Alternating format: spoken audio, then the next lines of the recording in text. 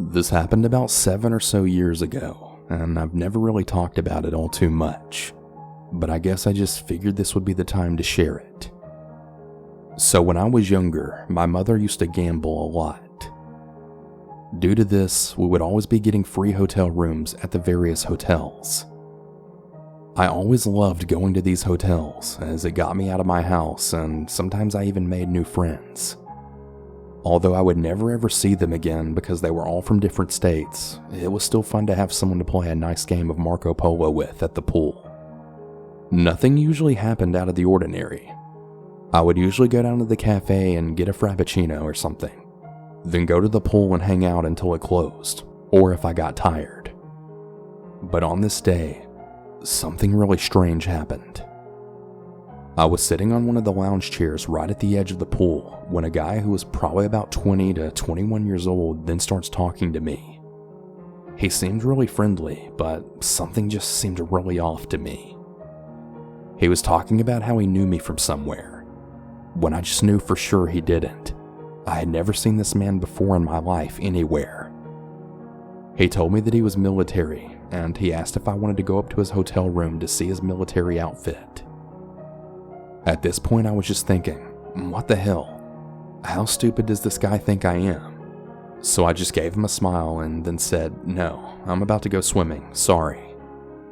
He told me that he was going to put it on and then come back down and show me. And as soon as he left, I then took that opportunity to go get up and find one of the workers at the pool. I told them what had happened, and the worker seemed pretty weirded out, but she then assured me she'd take care of it. Cut forward to about 10 to 15 minutes later.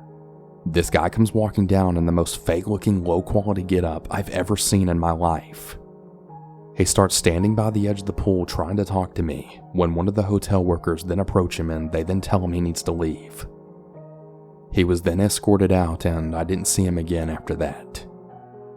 I mean, I definitely wasn't as scared as I should have been, but I guess I didn't really think too much of it at the time, as I had never really had something like that happen to me before. But I'm really glad that 10-year-old me had enough sense to go tell an adult that I felt unsafe about it. Definitely glad I did that.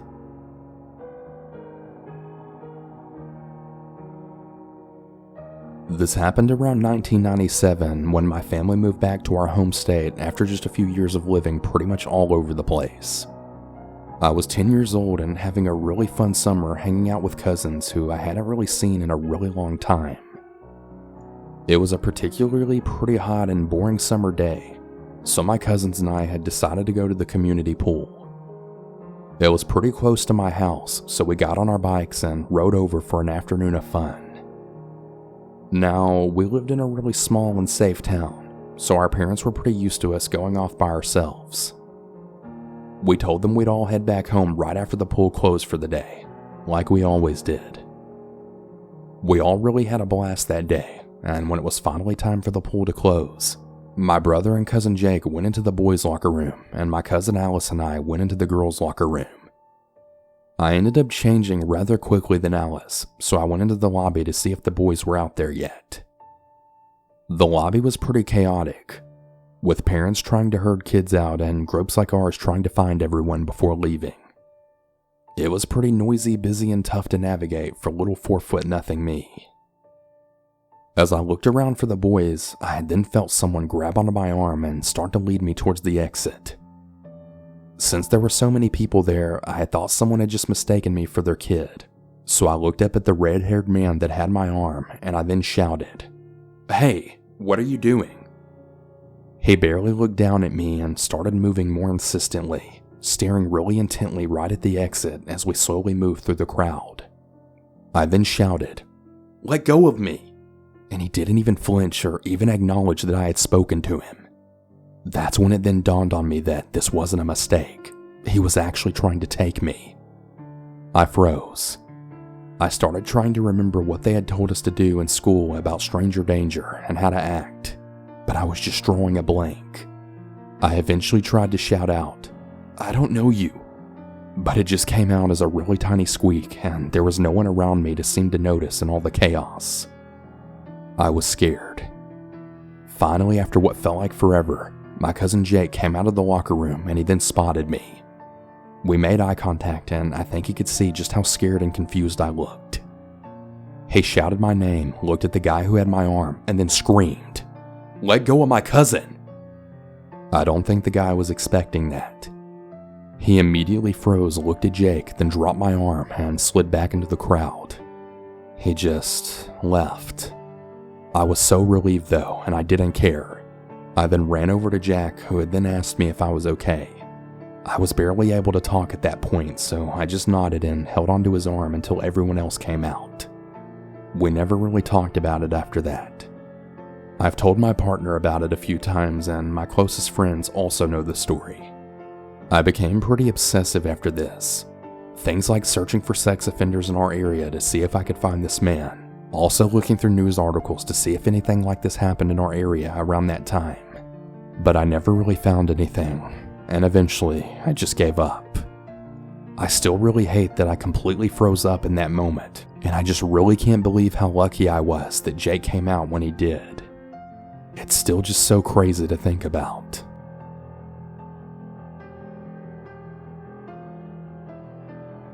When I was in high school, I used to visit my dad every summer in Florida.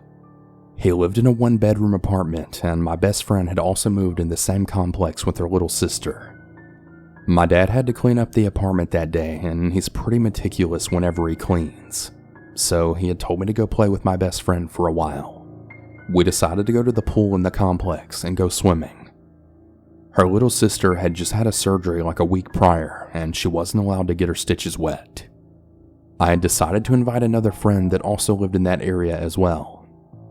Her father dropped her off at the pool, and we began swimming while my best friend's little sister was playing on her phone. Her little sister and I had to go to the bathroom, and the pool bathrooms were closing soon. I had warned my best friend to go before they closed them, but she said she didn't have to go, as well as my other friend. As I suspected, not even 20 minutes later after the pool bathrooms closed, my best friend had to go to the bathroom. Since my apartment was the closest, she opted to go there, but my dad was cleaning, so she had to walk all the way to the other side of the complex, then go to the bathroom at her house. There was an older couple who had decided to come to the pool and use the jacuzzi behind us as we played. It was taking kind of a long time for my best friend to come back, so I started to get a little worried. I told my younger friends to stay there while I went to go look for her. I finally found my best friend, who was walking back to the pool wrapped in her towel. I saw about 2 men a short distance behind her, but I didn't really think too much of it at the time. So we began walking together, but it takes about 10 minutes to get back to the pool, and not once did their path differ from ours. I got a really bad feeling deep in the pit of my stomach and decided to pick up the pace a little bit while going back to the pool. We got there before the men did, and I told her little sister to gather all of our things and go to the other side of the pool near the older couple. The rest of us jumped in the pool and went swimming to the deep end to try and get away from the men. That's when the men then finally showed up to the pool. They were looking back at the older couple and then right back at us as if they were weighing their options or something. The men kept whispering back and forth at each other while looking at us, but they decided to leave. I got really freaked out and called my dad, and the older couple had asked if we were okay. They asked if we had known the men, but we told them no. Our parents were furious and came straight down to the pool. The police were eventually called, and the older couple had waited for our parents to arrive. When the police finally came, we had gave them a description of the 2 men. They had actually searched the entire complex, but they couldn't find a single trace of the 2 men. The police took our statements and then left. Everyone had to basically go back home. During that summer, no one was allowed to leave the house without their parents being there. That's how freaked out they all were. After that, I never really thought about the incident again. That is, until I was a junior in high school. When I turned on the TV one night after school to watch the news, the 2 men's faces were all over the news. The men were arrested in Miami for being smugglers into a sex trafficking ring. My face grew white as I had then called my best friend. She saw their faces on TV and started to cry, as she then realized that it was the same 2 men who had stalked us not even 2 years prior. About a month later, I had got a call from my dad saying that some police officers would like to talk to me. I was already heading down there for the next summer anyway in a couple of days. When I got to Florida, I had already found out that my best friend, her little sister, as well as my other friend had already talked to the police. I also found out that there had also been other reports around the same time that our event happened. About 17 other girls had been stalked in our area by the same 2 creepy men. They ended up using our statements in court to go and put them in jail. I'm just really glad that my gut had the right feeling about those guys. The point of this story is to always trust your gut if you feel something's wrong. Please, you might not be as lucky as my friends and I. Always pay attention to your surroundings and be careful.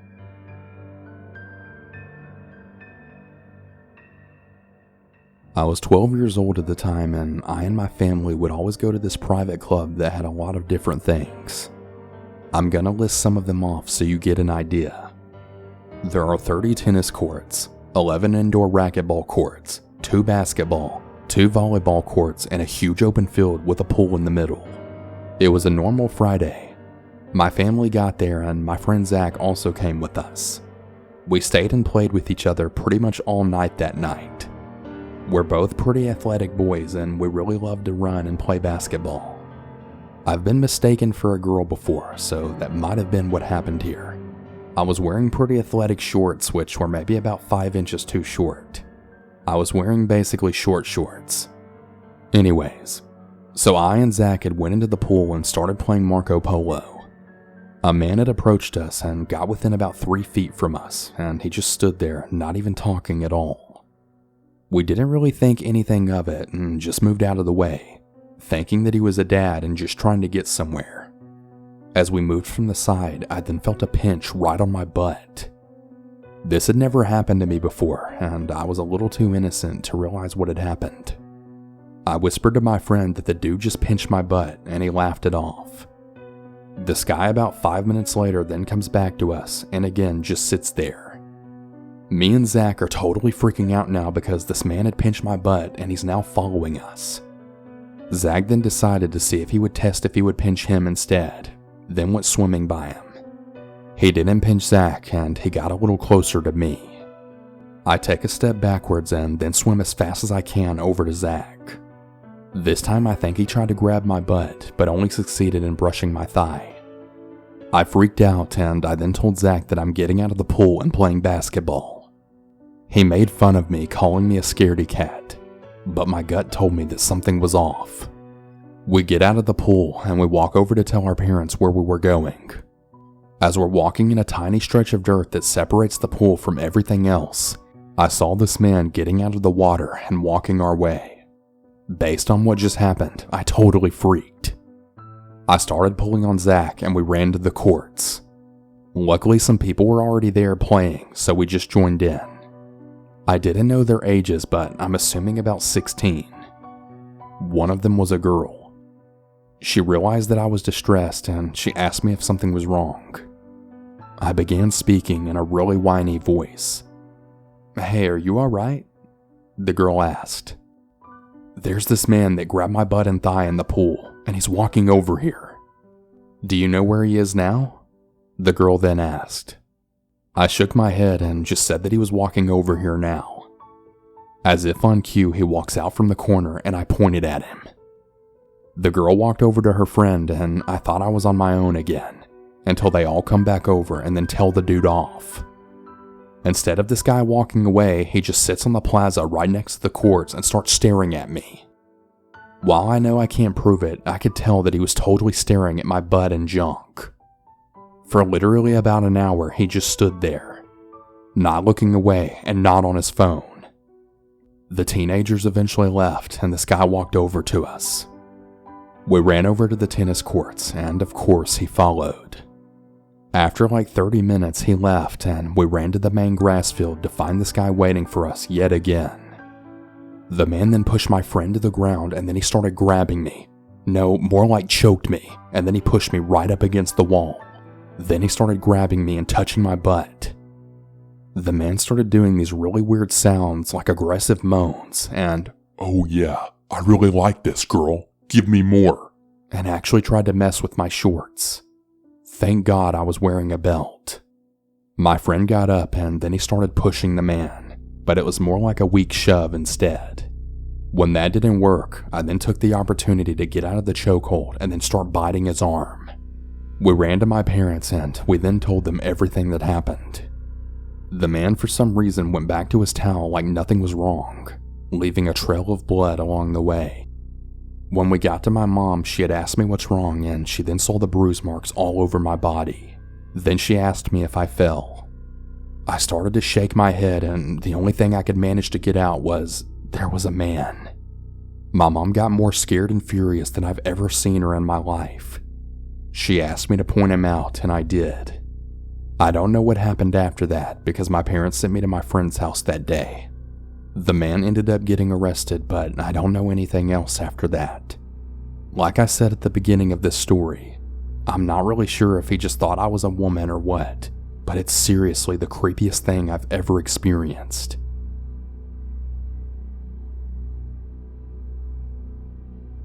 When I was around 11 years old, my dad took my little brother and I to a public pool. We went swimming for a few hours there. The place is pretty big and it has this area that's sort of like a beach where you can lay down your towel if you want, and you can also sit on the steps surrounding the water. Everything was pretty fine at first. We were playing in the water with all the other little kids like we usually did, but there was this one kid there who just wouldn't leave me alone. He started with just bugging me and following me around, which wasn't really a big deal because I was kind of used to playing with annoying kids.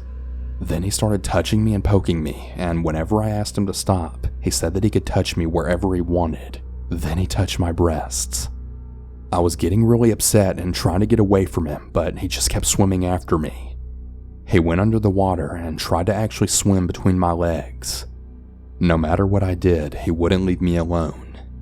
I finally got out of the water and I then ran over to my dad. I was really out of breath, so he could tell something was wrong. But when he asked, I just said nothing and just sat down next to him until we left. When we were getting in the car, my dad started telling us about this kid who was bothering all the girls in the pool. He was jumping on their backs and doing other things as well, like trying to cop a feel, and one of the girls actually punched him in the face. I think by the way I was acting, my dad had realized something was up, and he asked if the kid touched me as well. That's when I confessed, and I said that he did. He was kind of mad that I hadn't said something while we were still in the pool so that he could do something about it. I don't know why I was so scared to tell him. I think I was just a little ashamed about it. My whole life, I've always felt really stupid for being affected by this moment. I guess because the person touching me was a kid like me. It was terrifying though. I felt completely powerless. I guess I didn't know up until that moment that if someone wanted to come up and touch me, they could just do it and I couldn't defend myself. I really wish that I would have punched him in the face like that other girl had, but I guess I was just too scared and just really wanted to get away from him. I guess I should just be glad that's all that happened.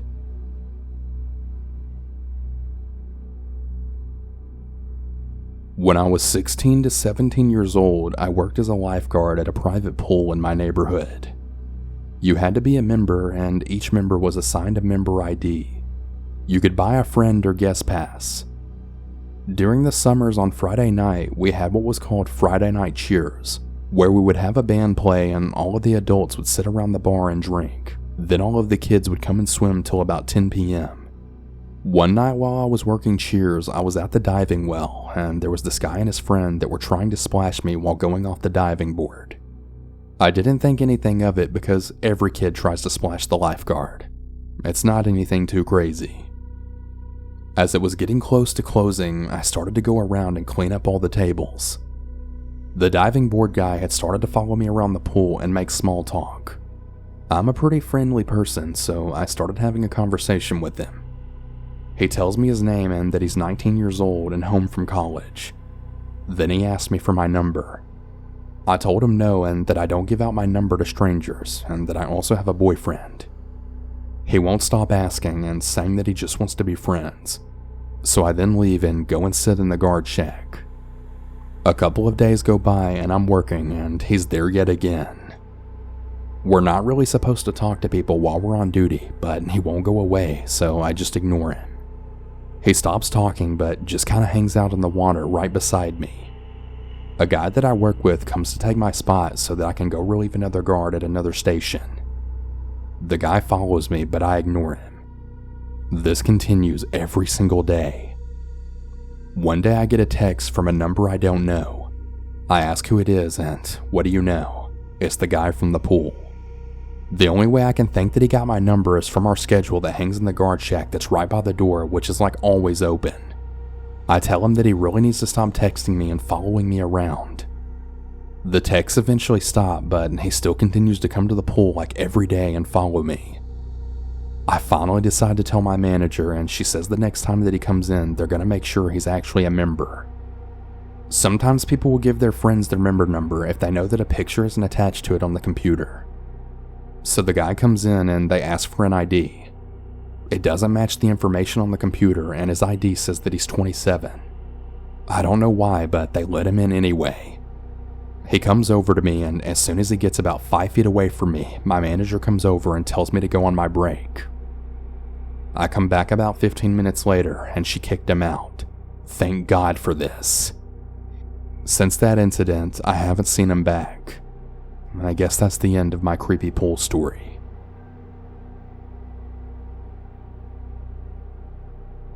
I was an 18-year-old female when this incident occurred. I was in the first year of university. I was walking to one of my classes when I then saw a man walking towards me. There was nothing really too off-putting about his appearance. He was tall and slightly large, and he looked to be in his 40s. He was also wearing a shirt with my school's logo on it. The same shirt that the service workers wore. I noticed that he was staring at me. I stared back at him to try and make him look away, but he didn't. He continued to walk towards me and held eye contact till he passed me. I didn't really think too much of this. Over the next few months, I had saw him around campus several times, and the same thing would always happen. He would always stare at me until he walked past me, but he never once said a word. On one occasion, I had saw him in the basement of my building while I was doing laundry. Once again, he walked past me without saying anything. Although he really made me feel a bit uneasy, I didn't let it bother me too much, and just kind of assumed that maybe he just had something off about him. This continued for a couple of months before anything disturbing happened. On one night, my roommate was asleep and I needed to clear my head. So I slipped on my shoes and coat and then headed out for a smoke. Now, my university's campus was smoke-free, so I walked around to the back of my building and then lit a cigarette. I had heard some rustling coming from further away, still around the building but kind of in a spot where I couldn't see it. I didn't get too worried though, as the back of my building faced the woods and we're kind of used to seeing deer and other small animals around the campus. Still though, I was really curious. I quietly walked over and looked around the corner. I was surprised to see a man standing there looking right up at my building. I started to squint my eyes, and that's when I realized that it was the same man who was always staring at me. What was he doing? His hands were in his pockets and he seemed to just be staring right up at the windows. I felt a little uneasy, as that's when I realized that he was staring at the general area of my own window, but I couldn't tell for sure what he was looking at. I didn't want him to see me, so I quietly finished my cigarette and flicked it onto the ground. I crushed the cigarette into the ground with my shoe and then headed back to my room. I had then took a really quick shower and slipped on some PJs. I tried to fall asleep that night, but I just couldn't get that man out of my head. Why was he just staring at the building? Was he really looking into my window? After a few minutes of wrestling with my thoughts, I decided that my questions really needed answers. So I quietly got up and tiptoed across my room to the window. I looked out the window, and sure enough, the man was staring at me. When he noticed me staring back, I honestly expected him to walk away, but he didn't. He just continued to stare at me. I started to feel kind of sick at this point. Should I call someone? I mean, I guess he wasn't technically doing anything wrong, so I decided I would just leave it. He couldn't do anything to harm me. My door was always kept locked, and there was no way he could fit through my window. It was on the 3rd floor and it was extremely tiny. I crawled back into bed and went to sleep. About 2 months had passed since this incident, and I hadn't seen the man since. I was hoping that maybe he had quit or maybe he had been fired, but I wasn't so lucky. One day I came back from class to then find my roommate standing in the lobby of my building, and she had 2 police officers standing with her. When she saw me, she had then grasped and ran right towards me, then hugging me. She was visibly really shaken and she seemed really scared about something. I asked her what was going on, and before she could even answer me, a police officer then approached me. He then asked me to confirm my name and room number. I told him, and he then showed me a picture of the man. It was the same exact man that had been standing out my building 2 months prior. I said that I recognized him, and I told them everything that happened from the start of the year. The police officer sat me down, and he then told me what happened. Apparently, the man had been sneaking into our room like multiple times throughout the year. The man had both mine and my roommate's schedule so that he could see when we would be in and out of the room. He also had placed micro cameras in the corners of the room. My roommate wasn't feeling well, so when she had left one of her classes early one day, she had returned to the room to find the man standing in it. She then freaked out and called the campus police. The police then searched his office and they found that he had stolen multiple things from my room. Things like my underwear, and he even stole my garbage. It was really weird. He also had like dozens of pictures of me, and some even taken around campus, and some extremely zoomed in on me in my room. The man also had a spare key to our room, which he would use to get in and out of it. The man was obviously fired from his job. I'm not exactly sure what kind of legal action was taken, but the police assured me that I'd never see him again. I've always really wondered what his true intentions were, and what would have happened if my roommate hadn't caught him that day. I guess it's a good thing I never found out.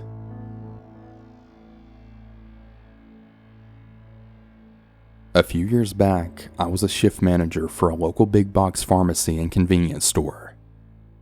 It was right across my backyard, and I could probably sprint there in under a minute if I really wanted to, so it really worked out for me. I was in my late 30s.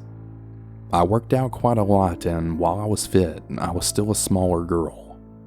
Even though I was married, I would constantly get hit on and asked out. It was pretty flattering, but it always made me feel really awkward. Now, this particular store I worked at was in a really weird part of town. It was on the right side of town to attract the Karens, but close enough to the not-so-good side of town to attract the drug addicts, drunks, and psychopaths. Anyway, let me say that I'm not someone that gets scared easily. I've had someone high on meth crash their car into the side of the store, causing the back of our store to bend inward because we didn't carry pineapple juice. I had a man pick me up and throw me over his shoulder and start walking out the door with me, saying that I'd make a good wife. Yeah, that's one for another time.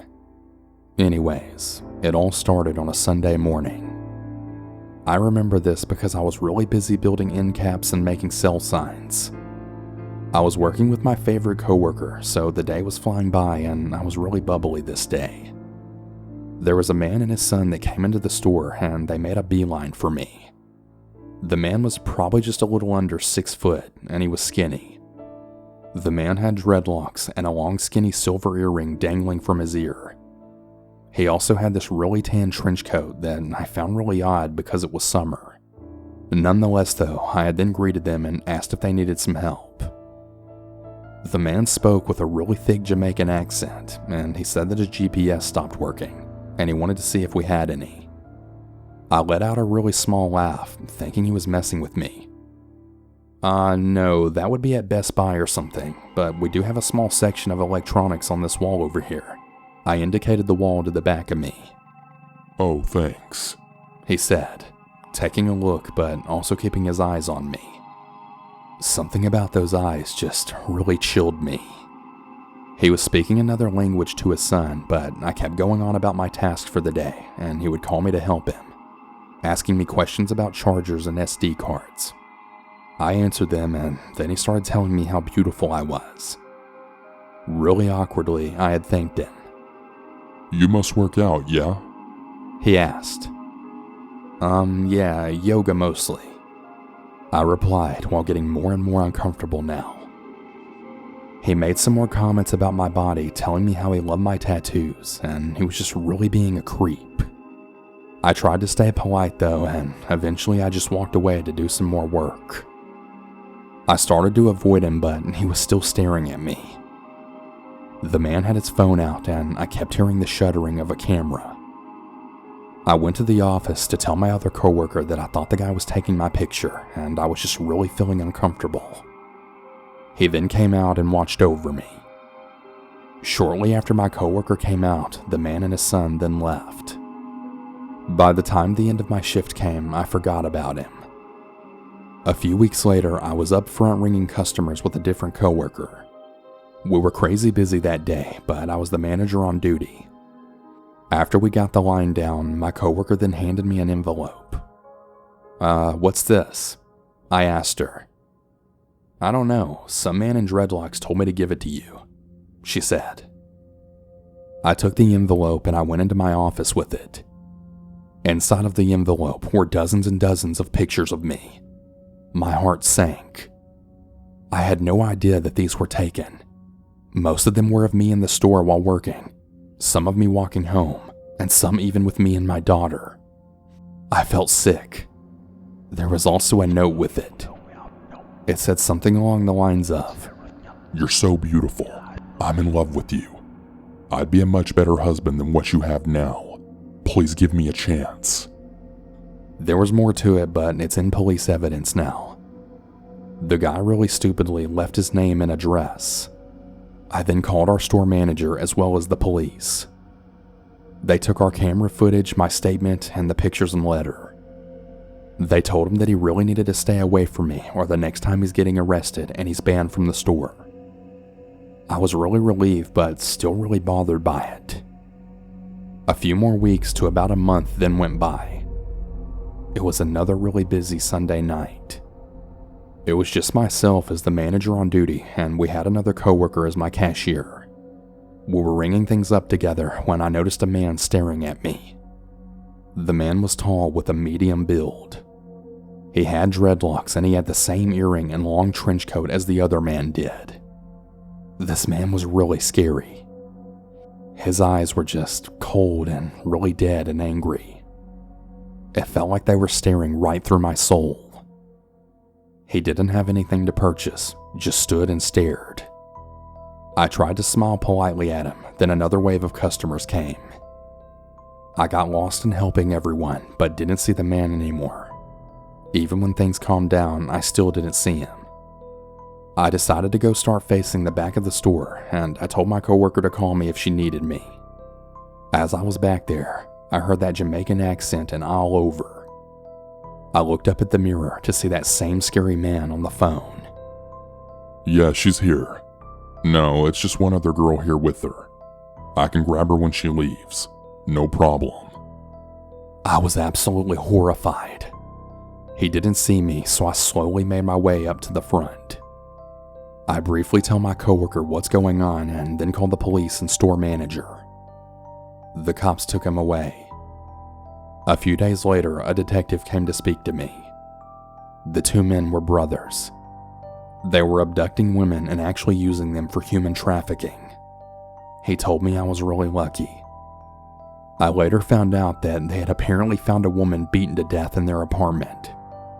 They've both since gone to prison. This still gives me really bad nightmares. What happened to that woman could have easily been me, but thank God it wasn't.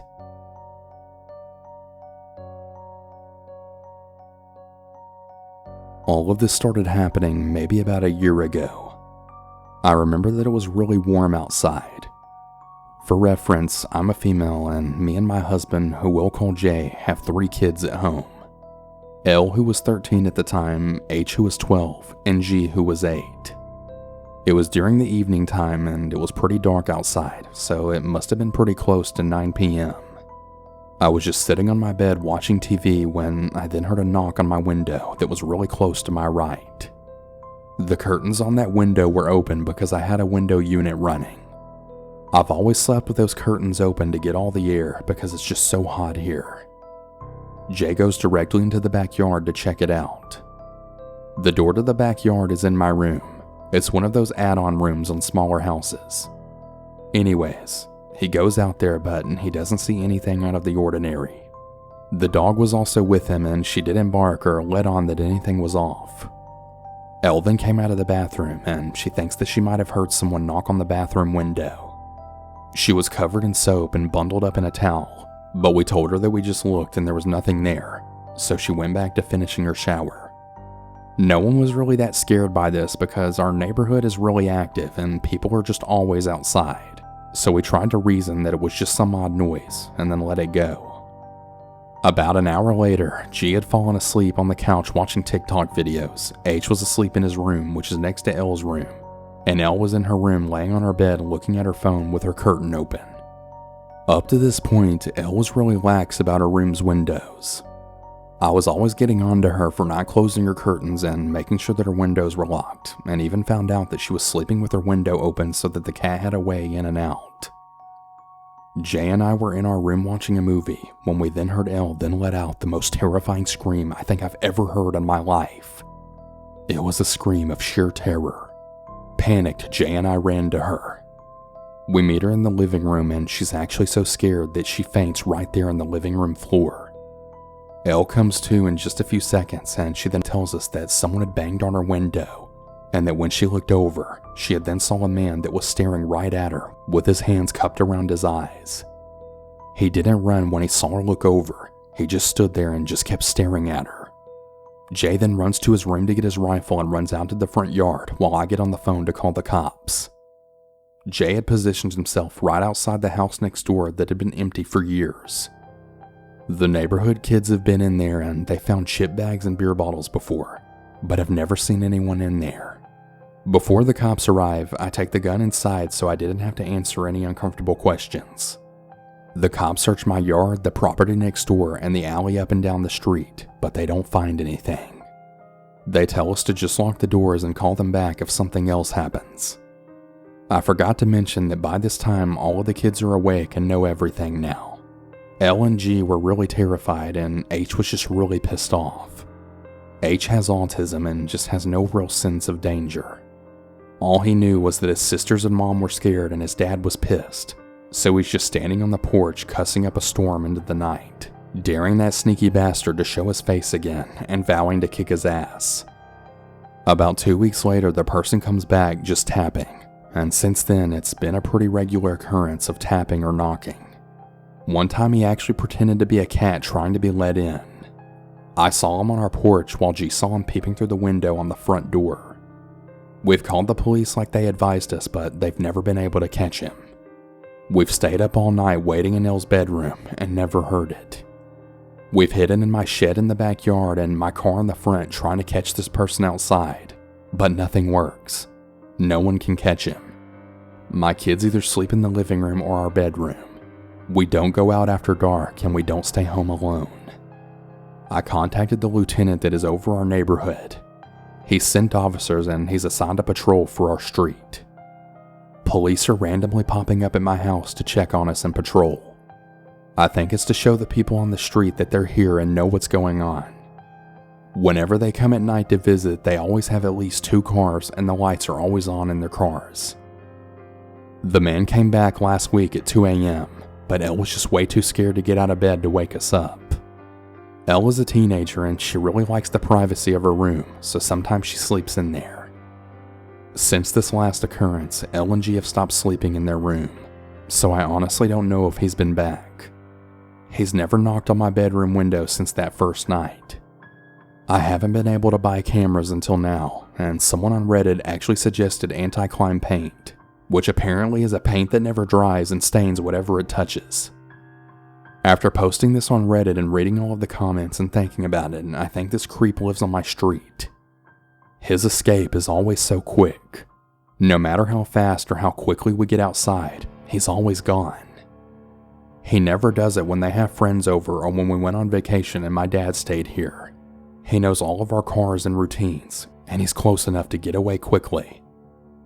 I just have no idea what to do anymore.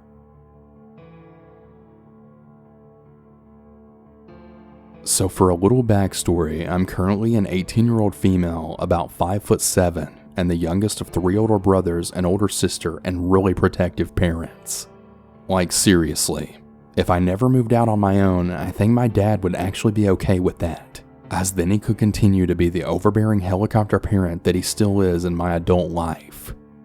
I mean, don't get me wrong, I love my dad very much, but he's pretty much the definition of a helicopter parent. If he was at all tech savvy, he'd probably put trackers in all of our phones. My mom is better, allowing us a bit more freedom, but she definitely has her overbearing moments as well. I think they're just both convinced that something terrible will happen to me if they let me out of the house past like 9 p.m. So growing up with parents like these and the stereotypical, "If you mess with my baby sister, I'll hurt you," older brothers, I'm a very cautious person to say the least. The story takes place in the fall of 2017, around mid to late August. It was the time when it was beginning to get dark around 6 p.m., where precisely my mother had asked me to run up to the store to get a couple of last-minute things for dinner. She had me do this because she had forgotten to get what she was shopping for earlier in the day. I'm pretty much convinced the only reason she asked me to go around the time that it was getting dark was because she basically had no choice, and she had already began cooking and she couldn't leave. And my dad was also out of the house, which pretty much left me as her last option. Well, that and the fact that the store was literally like a 5-minute walk away. So handing me a $10 bill and making sure I had my phone on me, she sent me on my way. Growing up in the same house my entire life, I had made this walk probably 1,000 times. For some context, my house was essentially right behind the store, you could say. There's several ways to get there from my house, but I always take the quickest way, which much to my parents' satisfaction also happened to be following one of the main roads in my neighborhood. The store that I was going to was in a shopping center that didn't really have much in it, especially on the side I always came in on. Basically my point is just that unless you lived in that direction, there was really no reason for you to be walking over there. Upon reaching the entrance of the store, I had saw an average-looking guy sitting on the bench right outside the automatic doors. He was wearing the orange shirt and brown apron that was the store's uniform, and he was smoking a cigarette. Now, I've had pretty moderate asthma since I was 4 years old, so I always do my best to steer clear of smokers. But seeing as I had to pass him to get inside the store, I just tried to keep as much distance between us as possible.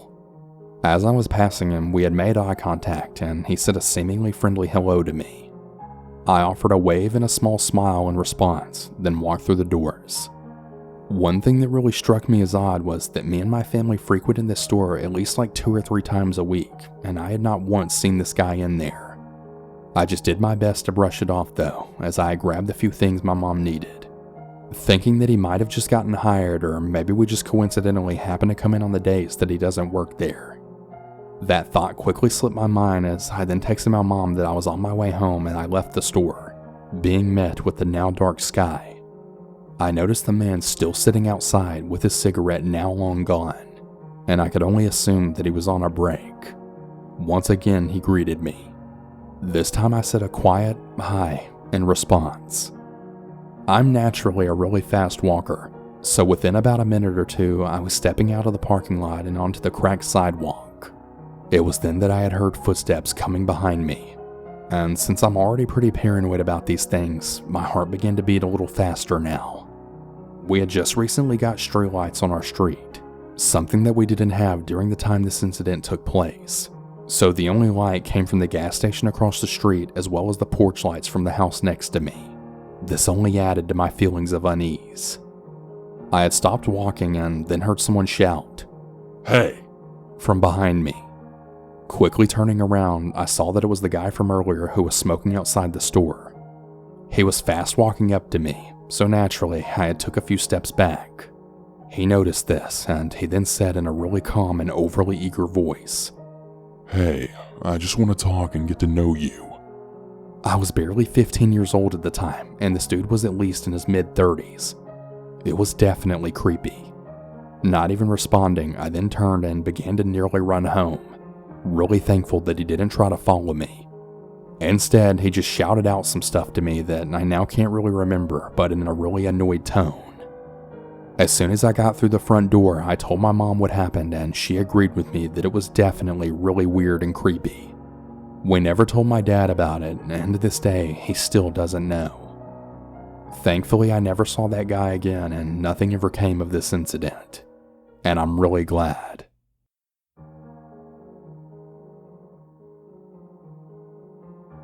So this was around 7 years ago when this happened, and I never felt like doing anything about it or even talking about this experience.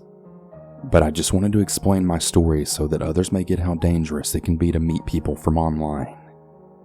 So I was meeting with this guy from an application from OkCupid or Tinder, but I highly doubt it was Tinder. The guy looked pretty normal from their profile, really just an average guy. I'm a curvy 21-year-old female at the time. The place that I'm originally from was a really small town, so even to meet people was pretty hard for me. I'm not really much of a social person, so this is just how I met people, and I would do this all the time. So I mean, what could really go wrong? Anyways, we had a few texts that went back and forth. Then we exchanged numbers. They had told me to meet them at the house that they're currently renting. This was probably during about 1 p.m. or noon, so I didn't really think anything of it since it was in the middle of the day. The only thing is the place was in a secluded small town where I'm pretty sure pretty much everyone was at work. I walked up to the place that they told me to go to after parking on the street in front of it. It just looked like a small house. Nothing too creepy looking. I walk up to the house and I didn't even have to knock. This guy then came right out of the house. He didn't invite me in, and then when I stepped inside, it was looking to be a house that was mostly abandoned for like storage reasons or something. This probably should have been a red flag since everything was covered by cloth except for the airbed. They basically knew I was uncomfortable, and they told me we could take a walk if I wanted to. Now we just walked around the neighborhood, but it was mostly a really dead one. There was a baseball field there, and we pretty much just sat there, not even really talking that much.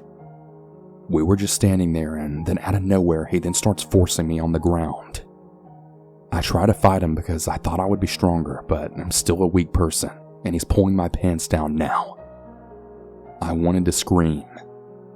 I managed to get loose from him though, and I ran out of the baseball field while pulling up my pants. I ran for my car, got inside, then peeled out of there. Luckily, the guy didn't follow me. I never ended up reporting this because I was just so shaken up about it. I'm a pretty stupid person, and I drove back there, and there were people in the front of his house. They looked so shady and creepy to me, and I had asked if they heard of the guy that lives there. That's when they told me that they've never heard of him and no one's even living there. Then the same two guys try and get close to me and try to get me out of my car, but I just drove off. I honestly don't really know why I wanted to drive back there in the first place. I guess I just wanted confirmation on what actually happened. I did report the online profile, but it was like this guy was a ghost or something, because no one even knew him and I couldn't find him anywhere else. Like many others have said before me, just really be careful of the people you meet and always meet in public places. You'll thank me later.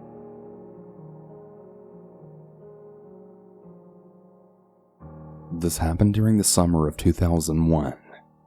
I just completed my sophomore year of college, so I created a profile on Yahoo Personals. I replied to some ads and I then got to chatting with some young ladies. However, some of the conversations died down and I didn't really hear anything further, and I figured they found someone else or just lost interest. One of the ads I responded to really stood out to me. Her username was Virgin Girl with some really odd numbers after it. We lived about 2 hours away from each other. She seemed to take a real interest in me, telling me how I sounded different from all of the other guys she's met and how she really wants to get to know me better. We began emailing each other and chatting on Yahoo Messenger pretty regularly. However, she seemed to like to talk about sex a lot, telling me about some of her experiences, and it didn't really feel like she was that into getting to know each other first. It's not that I didn't want to get intimate with her, but I mean, we hadn't even met yet, and this topic just seemed to come up way too early on. To be honest, it actually made me kind of uncomfortable, but I just went along with it for the time being. We exchanged a few photos via email and she seemed to really like mine. However, the one that she sent me, it looked like an old photo. Then there was an attachment she sent to me that my virus protection picked up as a virus.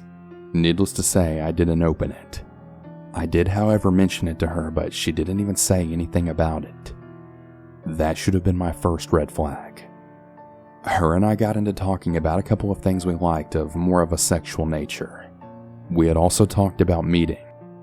She had mentioned about a male friend of hers who had actually passed my town pretty regularly, and meeting up with him to engage in some type of sexual activity and get a feel for me. Now this was really a red flag. Why did I have to meet up with some guy to get to her? What exactly did he plan on doing with me or to me? Something just sounded really odd with this. I told her I wasn't into that and I'm definitely not comfortable with it. She then told me it was okay and she asked if I would meet him at a local Walmart and that he would bring a pair of her panties to me. I said that I would with no actual intention of doing this, so this was just getting so weird and I was really starting to lose interest at this point.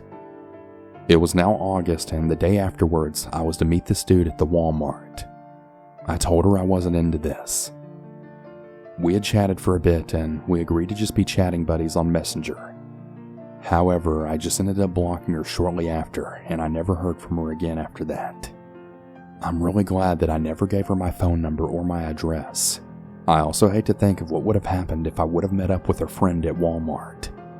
What I found so strange was that when I tried doing a search using her name, nothing came up, so I really don't even know who I was chatting with. Fortunately, a few months later, I did meet someone else over at Yahoo Personals, and we actually ended up getting married. So some good things really can come out of online dating sites, but a little word of caution to all. When in doubt, always go with your gut.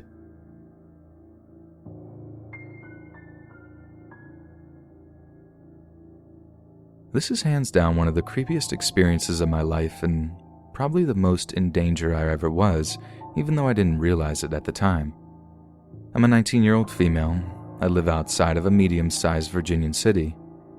Even though we're only about 40 minutes away from a decently sized city, our area is still very rural and unpopulated.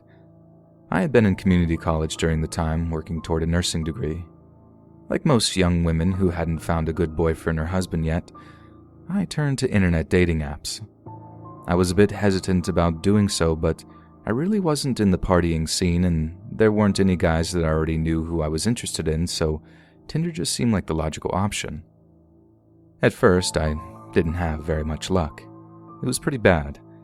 The first month I was on there, I got nothing but invitations to one-night stands and creepy guys asking to do all kinds of horrible things.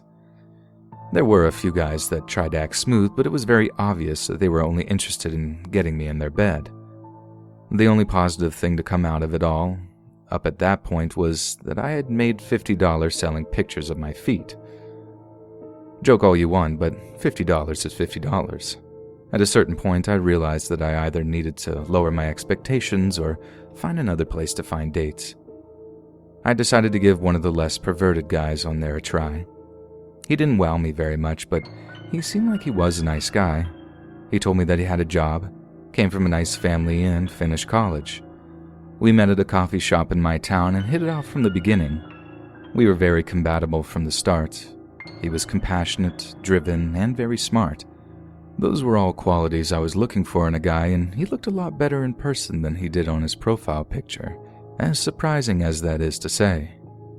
We eventually drove around in his car for a few hours just so we could talk. What did we talk about, you might be wondering? Conspiracy theories. It was like the moment we left the public, he turned into a conspiracy theorist nutjob. When he first started talking about the government listening to our conversations, I joked with him and said something like, "Okay, Alex Jones."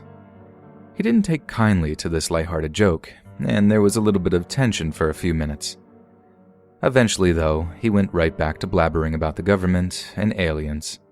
I'm not going to lie to you. I was halfway interested in some of the things that he was saying because they seemed at least a little true. But some of his conclusions just didn't line up. Didn't make logical sense.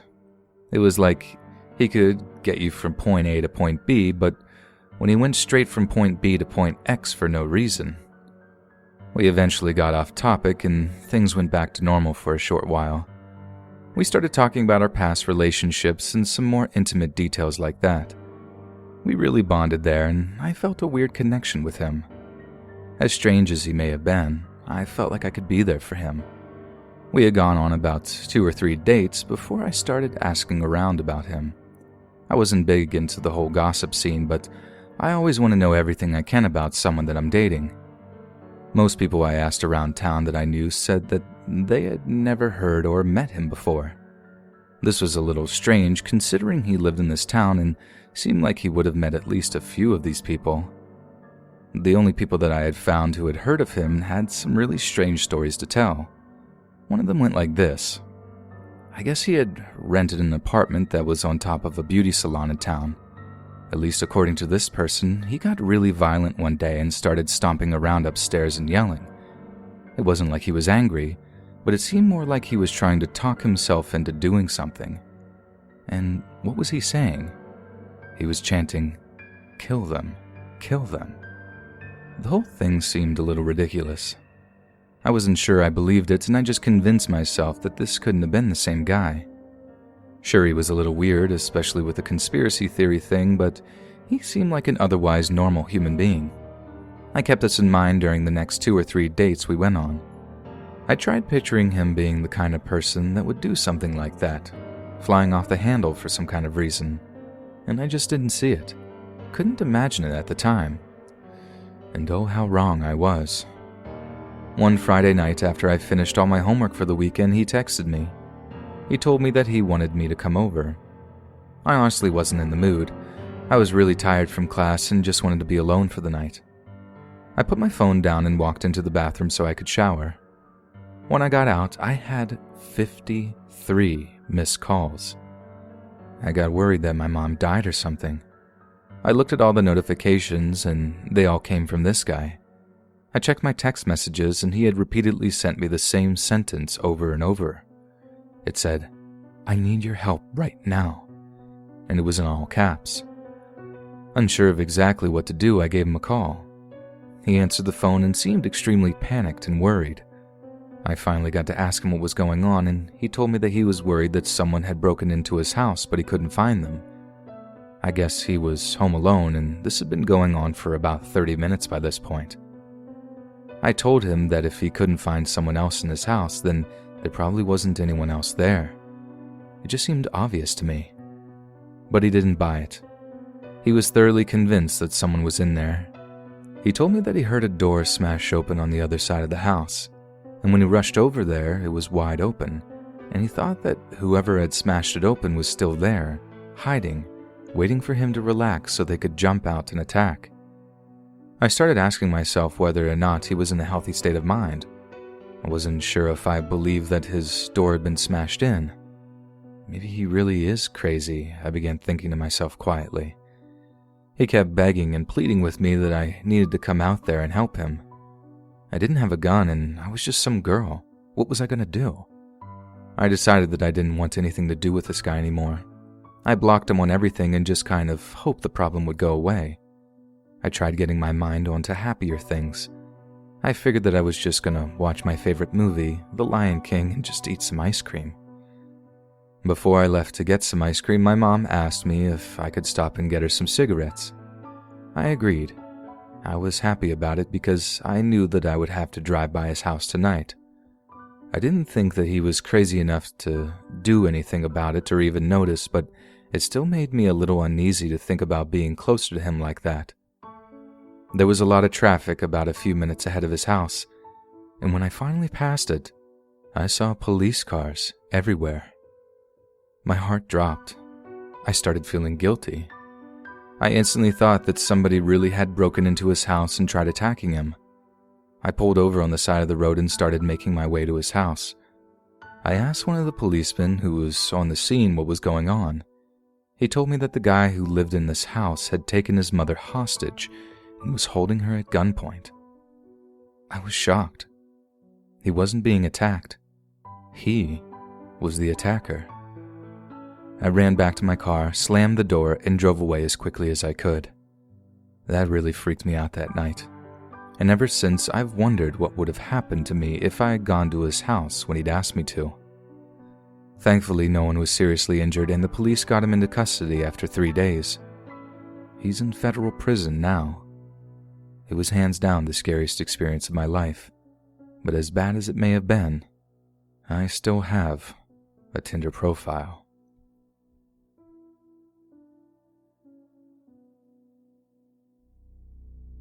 I'd like to preface this story by telling you that I was always a very good kid growing up.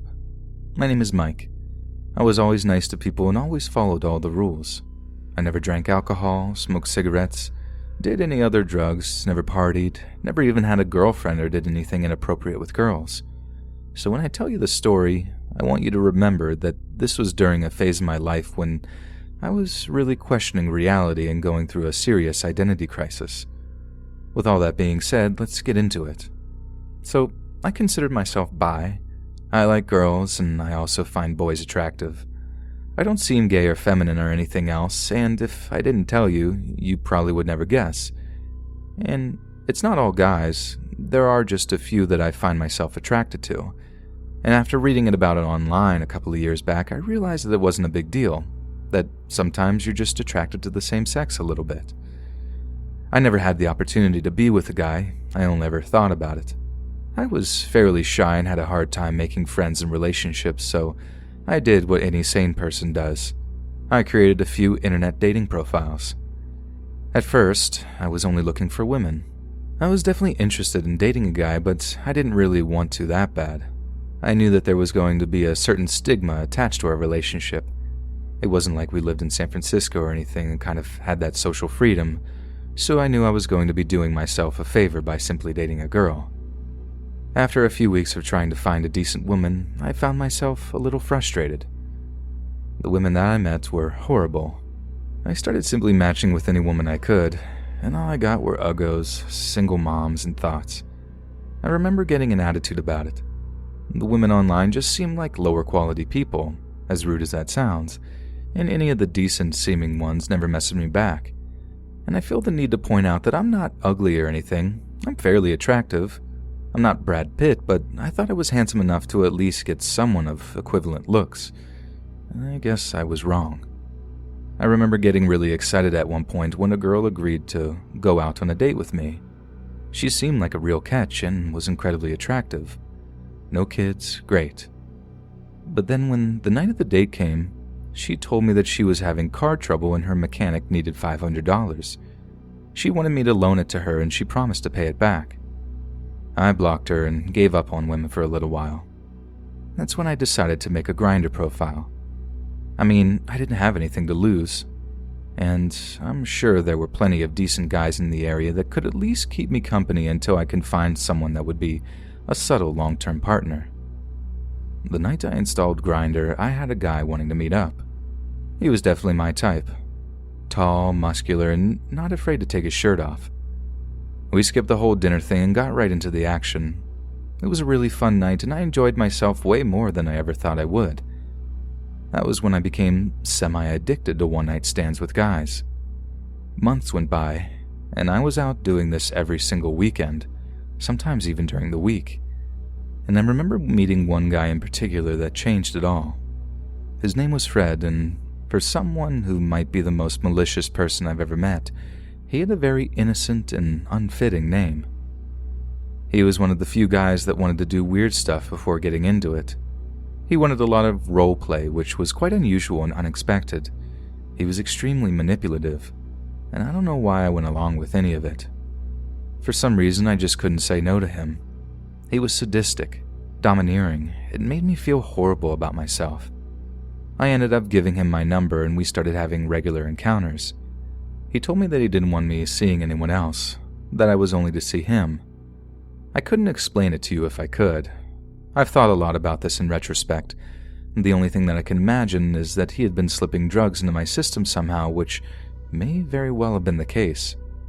Whatever reason for it, he always got his way with me. And then, things started escalating. The foreplay became even more extreme. It started resembling the freaky stuff you see on the internet, like the really freaky stuff that you wouldn't even dream of doing in your wildest fantasy. I remember being choked one time and passing out. I had something in my mouth to prevent me from saying anything or stopping him in any way. I couldn't resist. After that, I tried telling him that I wasn't into this kind of stuff, but He refused to listen. He told me that he didn't care what I wanted. As horrible as that may have seemed, I still didn't really do anything about it. I just let it happen. Things climaxed when he tried forcing me to kill a dog. He had already psychologically manipulated me in so many ways that I almost did it. It was like he had read a psychology book on how to program someone into obedience. Because I'm not gonna lie, I came really close to doing it. I remember punching him in the face and literally running away.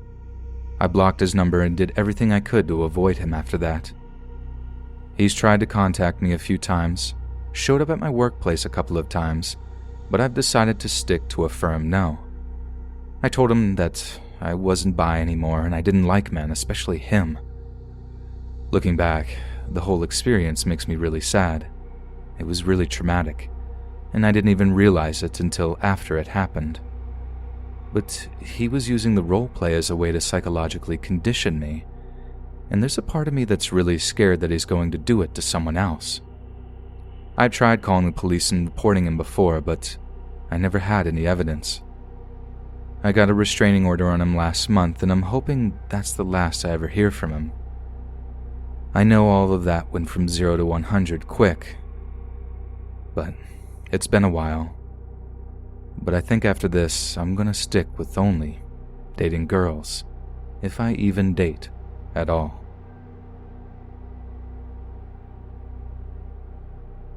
When I was around 13 or 14, I was really into anime. One of the sites that I had used had a chat box to talk to others while watching the same anime, and the chat happened to be sponsored by this dating website.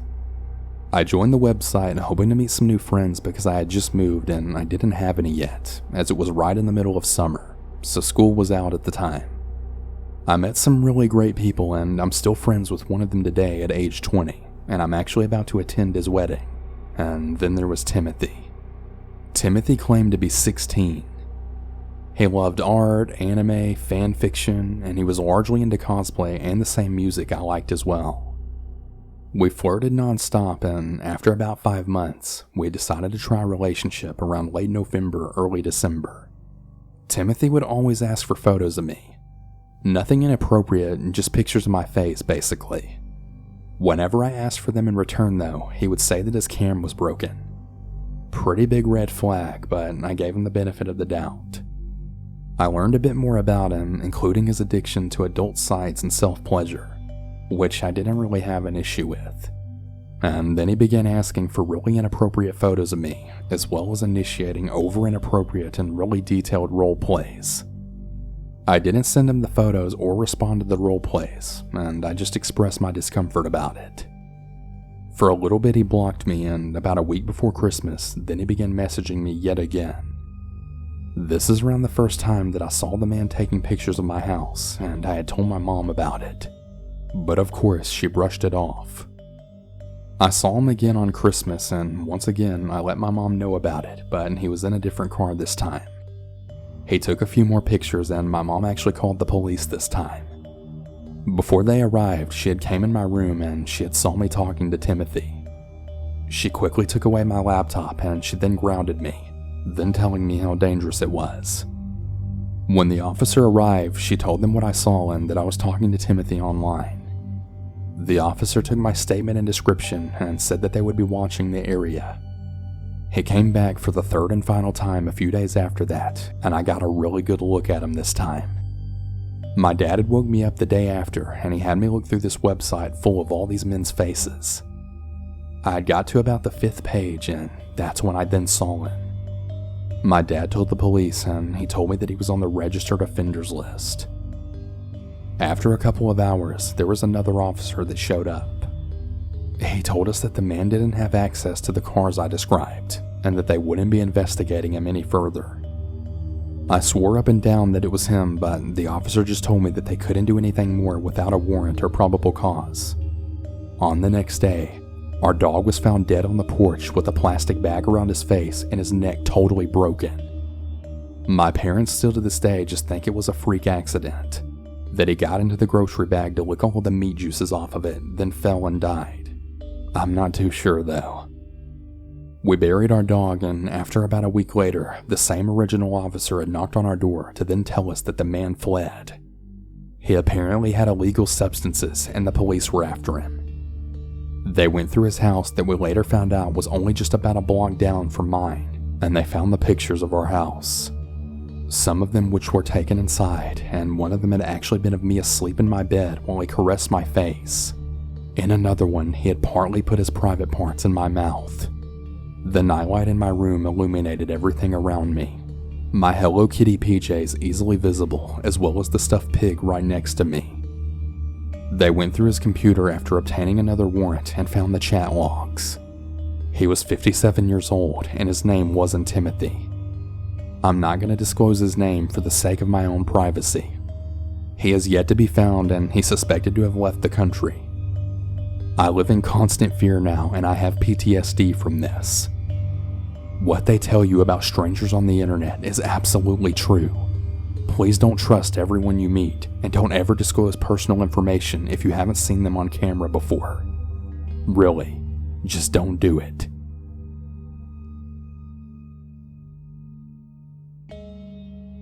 Nowadays, it's just so easy to connect with someone. All you have to do is pick up your phone, download an app, and boom. Now you can see all of the eligible bachelors within a close radius without ever even getting out of bed. But just about a year ago, something happened to me that changed my mind about online dating forever. I was 21 years old at the time and getting a bit tired of the mundane life.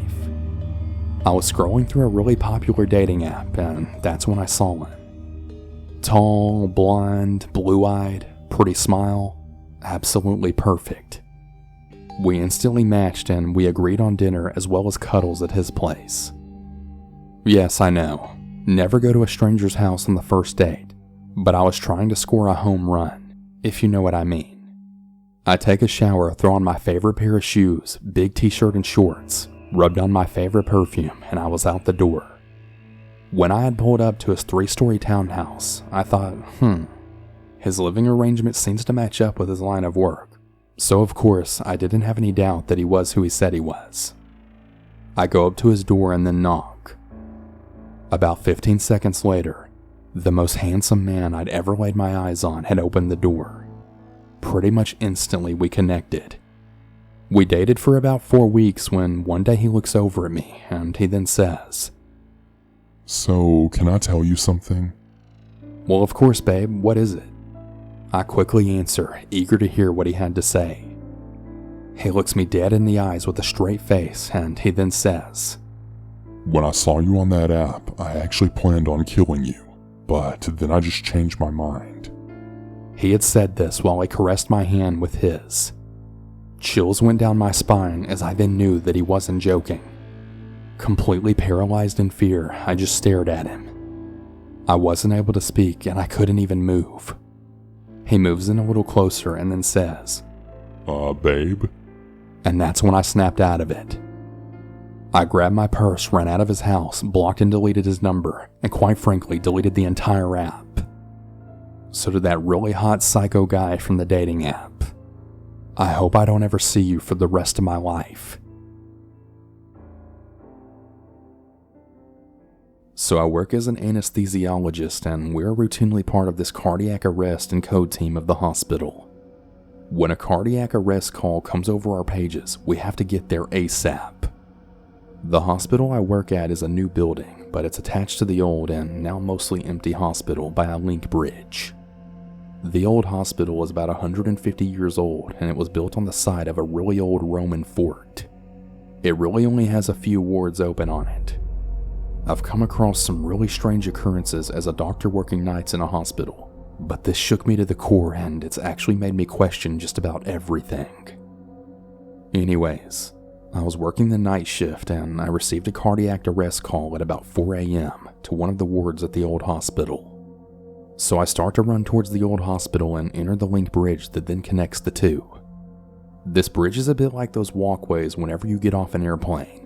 Long, tiny, and feels a bit flimsy, and it's about 50 meters off the ground. It's about 500 meters long and absolutely pitch black at night. There are motion-activated sensors that turn on the lights as you make your way through the bridge. As I was running through the bridge, the lights were coming on right in front of me as I ran, in segments of about 20 meters at a time. About halfway through the bridge, I nearly crapped myself as I nearly ran into someone who looked like a patient, heading the opposite way to me towards the new hospital.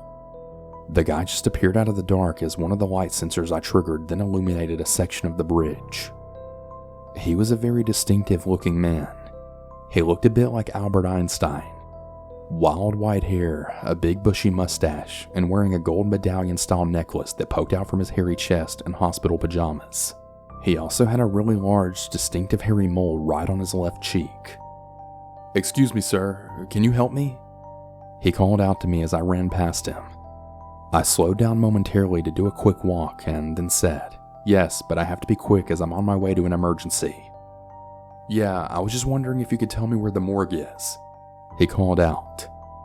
As I wasn't 100% sure on where the mortuary was in the new hospital, I then said, "You'll have to ask somebody at the reception desk at the other side of the bridge. They should be able to direct you. Sorry, but I've got to go." I just carried on running without looking back. For about a second, I had briefly crossed my mind as to why the hell a patient was looking for the mortuary at 4 a.m. I didn't give it too much further thought and made my way to the ward where the cardiac arrest call came from. As I made my way onto the ward nurses were directing me to the patient's bed space where the emergency was coming from. The nurses had already started performing CPR. When I got there, to my absolute horror and disbelief, the patient in cardiac arrest was the same man I crossed paths with that was going the other way on the Link Bridge. Same wild hair, same bushy mustache, and same mole on his left cheek, as well as the same hospital pajamas and the same gold medallion poking out from them. And I'm not talking a look-alike, it was the same exact guy. We tried doing CPR for 25 minutes, but we couldn't get him back. I crossed paths with this man's spirit on the Link Bridge, and he was looking for the mortuary. To this day, it still gives me the heebie-jeebies whenever I have to cross it, and especially at night.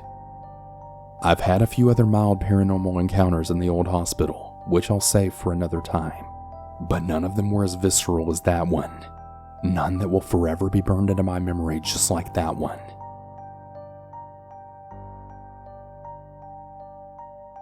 I'm 27 years old, and these memories from my childhood still really haunt me today. I grew up in an old house that was right outside of Bowling Green, Ohio.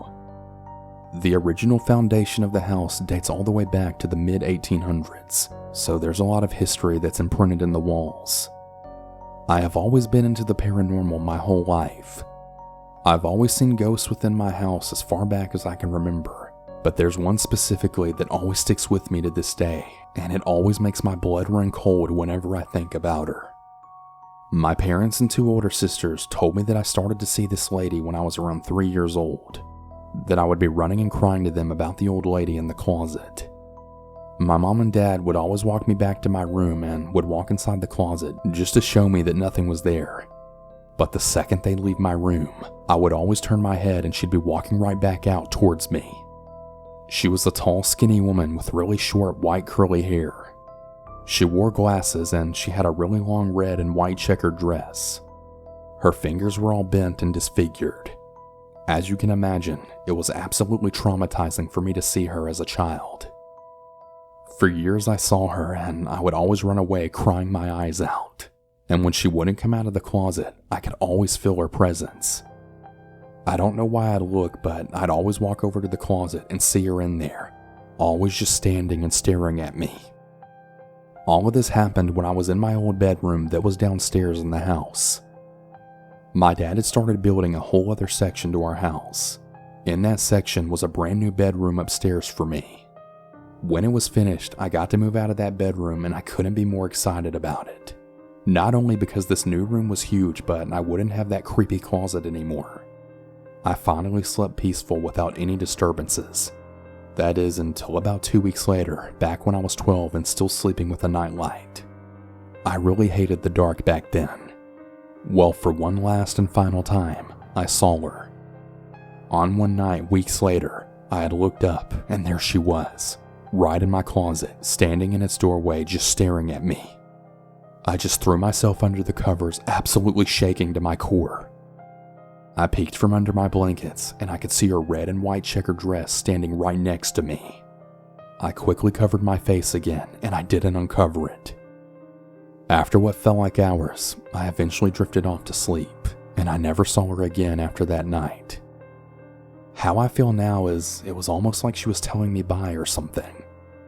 I always look back and feel like maybe she just wanted to talk to me. But being the young child I was, I just didn't understand, and I was just too afraid to find out.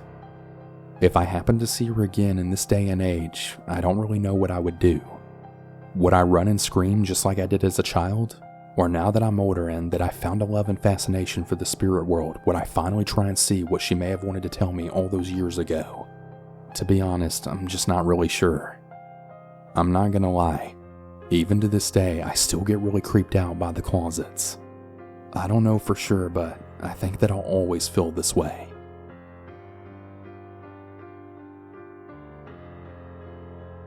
I was around 11 years old when I started to notice really weird things that had started to happen. My grandparents had never told me, but the land that we lived on was apparently an Indian burial ground. Then I told my friend Anthony about it, and sure enough, he believed me. Soon after I told Anthony, weird things started to happen. Now, I'm from North Carolina, so I know all about the Lost Colony. I began to think that was it. So during the next time that my dad came to my grandparents' house, he said that when he was coming out of my driveway a long time ago, he could have sworn that he saw an Indian that was actually running around with a bow and arrow. Soon after my dad told me that story, I had started to see what seemed like an Indian run around in my backyard. I had no clue what it was, so I just ignored it. But things only began to escalate from there. The Indian would throw sticks at me every time I drove past it on my golf cart, so I pretty much had to stop riding the golf cart. Then I would hear these crazy Indian calls, so I just stayed indoors after that. From that day on, I made a pledge to myself that I would never go to the woods and I would always ignore the calls coming from the woods. Still to this day though, I don't know if the Indian that I saw was even real or just a ghost. Sometimes I still hear that same Indian call in my grandparents' backyard whenever I go to visit. So yeah, I guess that's my true ghost story. Or allegedly true. I'll let you decide.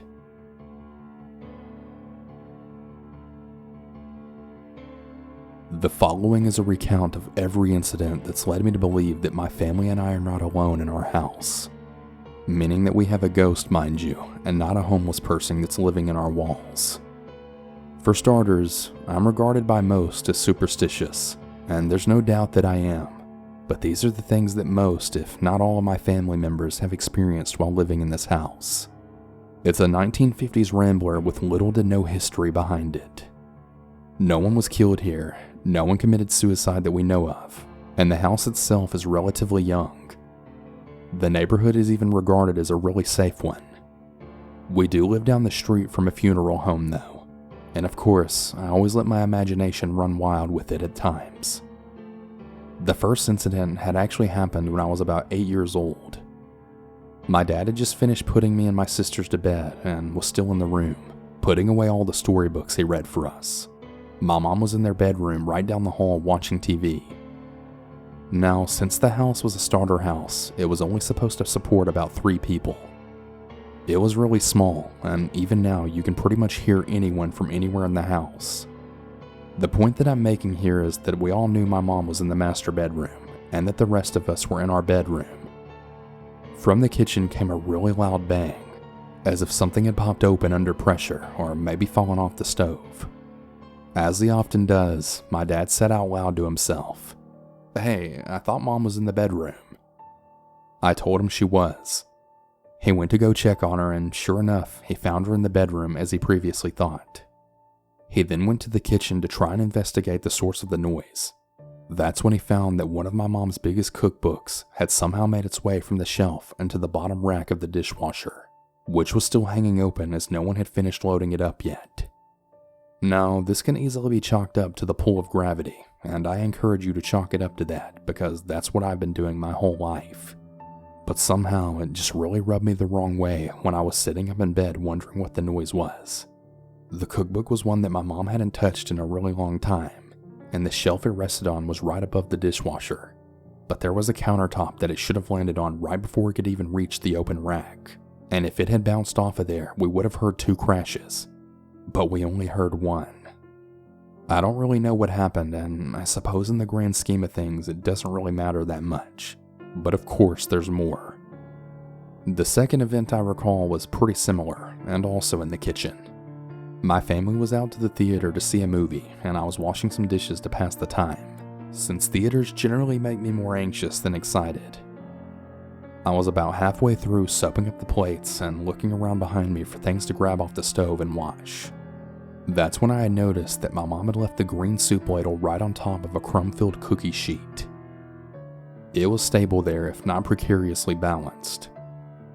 I only mention this because as I set down the rag to go and retrieve it to wash it, it started to roll towards me. I wasn't quite sure what I was seeing at first, but it reached the edge of the cookie sheet. Right before that happened, I had said nope to myself really quietly and just walked out of the kitchen to go find something else to do. I ended up returning to the kitchen with my cat to finish the dishes, at which point I had then noticed the ladle resting on the edge of the cookie sheet, which then gave me the jitters for the rest of the night. The third event, well, it was already hectic enough. My mom, in extreme pain from what she thought was a kidney stone, was taken to the emergency room by my dad. He had called his father to come and watch over us till they got back, but my grandparents had lived a solid 30 minutes away, so it was going to be a while until he got there. In the meantime, I was to watch over my sisters who were both sobbing like babies. While trying to get them to calm down and stay quiet, I had heard something from the dining room that had then made me stop dead in my tracks. My sisters were confused for a moment, but they listened to me. We heard boot steps, like a man's heavy construction boots boot steps. They seemed to be coming from the dining room, sometimes nearer and sometimes even further, like whoever was wearing them was just walking in circles. I didn't even get a chance to look. I just closed the door to the room and then locked it, telling my sisters that we had to be quiet and wait for our grandpa. He soon did, and my dad left the door open for him. So he walked inside and looked around the house for us, at which point the boot steps then miraculously stopped. He had found us in the living room, and the rest of the night was pretty quiet.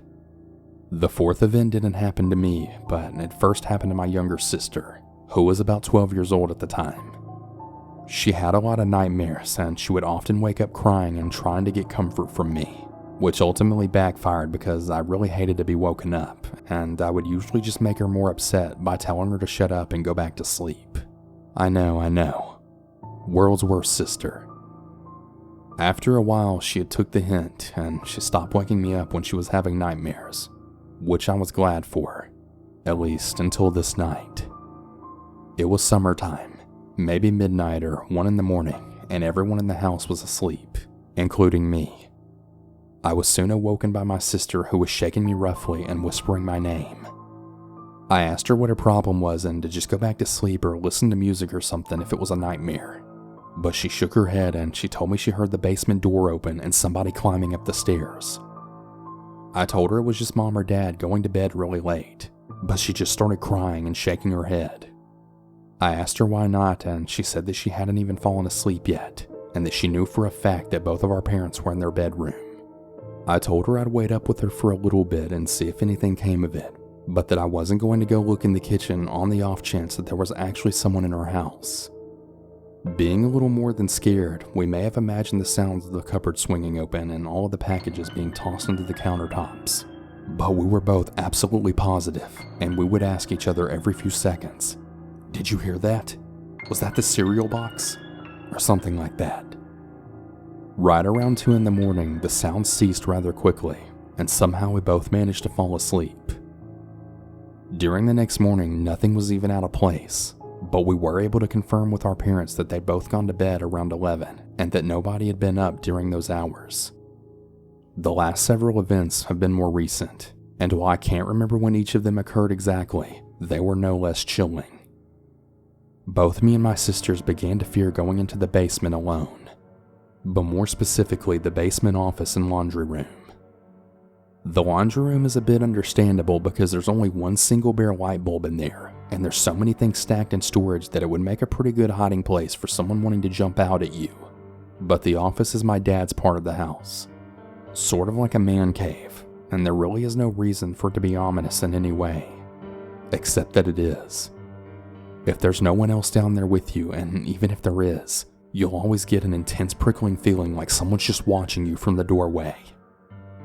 The electric piano happens to be in that room, and oftentimes whenever I would go down there to practice, I always had to have the door wide open, I guess because closing it felt like I was somehow trapping myself in with something. Even back then, I would only be able to get through about 5 songs, right before the back of my neck seriously started to burn with the intense feeling of being watched. I'd apologize to thin air and leave the room, immediately feeling settled the second I returned upstairs. While in the office, my siblings have had similar feelings. My first youngest sister really loves to use the computer to draw, but can only do so with my dad in the room with her because she always feels like someone's behind her whenever she's sitting at her desk. My second youngest sister refuses to go into the basement like at all without anyone down there, even if all the lights are on and the cat's down there as well, because it's just too scary for her. And I agree. It feels like there's a pair of eyes on you while you're doing anything down there, and it's just really scary. There have also been a multitude of incidents where I've just gotten out of the shower only to find handprints right on the fogged up mirror. One of my friends had told me this was natural, and that when someone touches the mirror, it gets foggy around the oils left by the palm of the hand, or something like that. But what's really odd to me is how the handprints always go up. They're really small, almost the same size of my youngest sister's hands, but they're so close to the ceiling that even I would need a step stool to reach that high. Also, on 3 different occasions, I've also gotten dressed and brushing my teeth before bed when suddenly I get a feeling like the one in the basement office. The leave now or else feeling. Since brushing my teeth is like the last thing I do before going to bed, I decided to just blow it off the first few times, and on one of those 2 occasions, I had felt a tug on the back of my shirt. This wasn't a shirt settling on your back feeling, or like I'd just brushed up against something and maybe mistaken it for that feeling. It literally felt like someone was grabbing the back of my shirt right between my shoulder blades and then pulling it really hard. Needless to say, I got the hell out of there really quickly. A similar thing happened to me while I was walking past the living room on my way to bed, although I'll never know why. I got a really prickly feeling like I was being watched or something, which I'm used to anyway since it happens all the time around here, but this time I felt somebody shove me. The force was hard enough to make me stumble and actually have to rebalance myself, and I looked behind me thinking that one of my sisters snuck up on me, but there was no one there. I practically ran to my bed and didn't mention it at all the next day, thinking I'd made it up because I was just so tired, or something like that. The last event is the most chilling to me, and yet like all the others could definitely be explained away by shared stress or psychological duress or something. But I really do think that this was something's attempt at getting our attention. I had fallen asleep one night to a really bad dream, which was really odd because I don't usually have nightmares. A lot of the time I don't even dream at all, but this one was especially bad because it was all based on a feeling, not sight. The back of my eyelids was a velvet red color, and then there were these voices that were chanting all these nasty things at me, sort of like how people describe their inner demons. But these things were unfamiliar to me. I woke up with a start, facing a direction that I hadn't fallen asleep facing, staring right into the black void of my closet. The very next second, I then heard a really small voice right in my left ear that had started to giggle and then said hi. I shot up out of bed and put a hand to my ear and began seriously freaking out, but I tried calming down so that I wouldn't wake up my family. I then got up to close the closet door and went back to bed, lying awake and just praying that I wouldn't hear anything else. I was wondering if I was going insane or having auditory hallucinations or something of the like. On the next day, I told my sister about it at breakfast, then complaining that I hadn't got much sleep. She looked at me kind of funny then. I asked her what her deal was, and she said that she had a similar dream, if not the same exact one. Only that she hadn't heard a voice and she hadn't woken up until much later, probably about an hour after I calmed myself down enough to fall asleep. It's these events that have caused me to believe that my family isn't alone in our house. But then again, maybe I've just gotten unnaturally superstitious. All the same, I really think something is with us. Dear God, I just really can't wait to move out.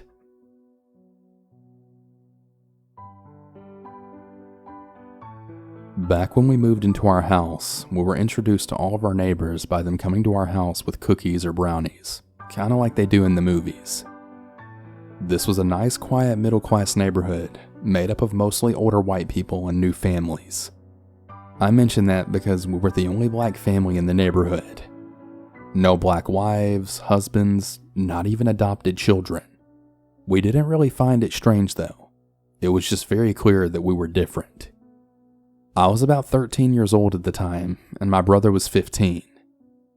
Our backyard was about a half an acre and is fenced, but it's also connected to 2 other houses' backyards. Each one is about half the size of ours, but we all have separating fences. So to paint a picture, there's a T-shaped fence separating our backyards. The house to the left was the home of an older man named Tom. He kind of reminded me of Willie Nelson, but without the cool pigtails. He liked to be outside shirtless and usually with a denim vest, no matter what the weather was. He was a pretty well-built man, but visibly kind of frail. We actually found him to be quite funny, in a creepy old guy type of way. As I got older, he had started to make comments. I played in the backyard with my dogs a lot, and Tom could see me in his living room window that faced his backyard. Whenever I glanced over, I could always see him in the window just standing there watching me. When he noticed that I saw him, he'd come out and talk to me. I would try to get away before he would come out, but sometimes I was just too slow. I didn't want to make it too obvious, so I would just walk. But if I didn't make it inside, he'd yell for me to come back. I never got too close to the fence though. I'd speak from a distance. He would ask me about school, what grade I was in, tell me I was pretty, and ask if I was old enough to have a boyfriend. Also if I had an older sister or older friends that looked like me. It was pretty weird, but I'd just laugh it off. But after a few questions, he'd stop talking to me and just stare at me, silently. I would always give an excuse about needing to go inside, and he would nod and stand at the fence and just watch me walk back into the house. This kind of thing happened almost weekly. My mom really loves to decorate, so she changes the house decor every few months or so.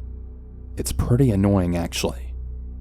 During one of her designing sprees, she had decided to get a new sliding glass door for the back porch, which required her to take the curtains down in the living room. It took forever to get them installed, but she figured that there was no point in putting the curtains back up if we'd have to take them back down again. Fine, I guess. Now, our family TV was in the living room. I didn't have a TV in my room, so I'd often watch TV late into the night in the living room with my brother. One night, my brother went to bed pretty early, so I decided to watch TV by myself that night. Right around midnight or so, I had turned off the TV so I could go to bed. I got up from the couch, turned off the light, and then turned around to see another light on. Not in my house, but in Tom's house. It was in his living room, and he was there, just standing in the window watching me. I later told my parents about it, but they just shrugged it off. I'm a pretty anxious soul, so I often just chalk things up to my anxiety. Fine. Not too long afterwards, though, my dogs had started to get sick. I would take them out to play, and they'd start throwing up or have diarrhea. We knew that it wasn't their food because we didn't give them anything new. We also threw away the dog treats that we recently bought, just in case that was the problem. But it didn't stop. I had started to notice that every time I let them out alone, they'd always run straight over to Tom's fence, jumping up and down and wagging their tails. He would slowly walk outside, reach over the fence, and then feed them his treats, which was really odd because Tom didn't even have a dog. I told my parents, and my dad went to talk to him, telling him the dogs were getting sick. Tom had apologized, and he had also stopped feeding them, and they got better. A few weeks later, I was coming home from school. My brother was in the grade above me, and I was a senior, so he was in college at the time. Whenever I got home, no one else would be home for a few more hours. I had a routine. I would put my book bag downstairs, then change clothes, let the dogs out of their cages on the porch, get a snack, and then let them back in. For some strange reason, I was just unusually excited to see my dogs that day. So instead of going upstairs, I went straight to the back porch. I had got to the door to open it, and I then saw Tom just sitting on the ground right in front of the dogs' cages. I froze. He didn't see me though. I had looked over to see if the door was locked, but it wasn't. I had began to lock it as slowly as possible so it didn't make a noise, but it did. Tom then looked over and he saw me standing there. I ran upstairs to go call my parents. My mom's a nurse, so she didn't have her phone on. And my dad just never answered the phone. I didn't really think that it was serious enough to call the police, so instead I just hid. After about a moment though, I had then heard Tom knock on the door. It wasn't loud or aggressive though. It was almost like friendly, like he just wanted to talk. I tried my dad's phone yet again and he then answered. I was crying hysterically and I had then told him that Tom was on the porch. He said he'd head home, but he was about an hour away. I just sat in my room just waiting for my dad. The knocking stopped. All I remember was that my dad got home and Tom was gone. I don't really know what happened between Tom and my dad, but he did stop coming outside and talking to me. He never did stop watching though, always standing in his living room. Sometimes I'd see him through the window and he would wave at me, but always with the light on, just so I knew that he was still there. It was pretty creepy.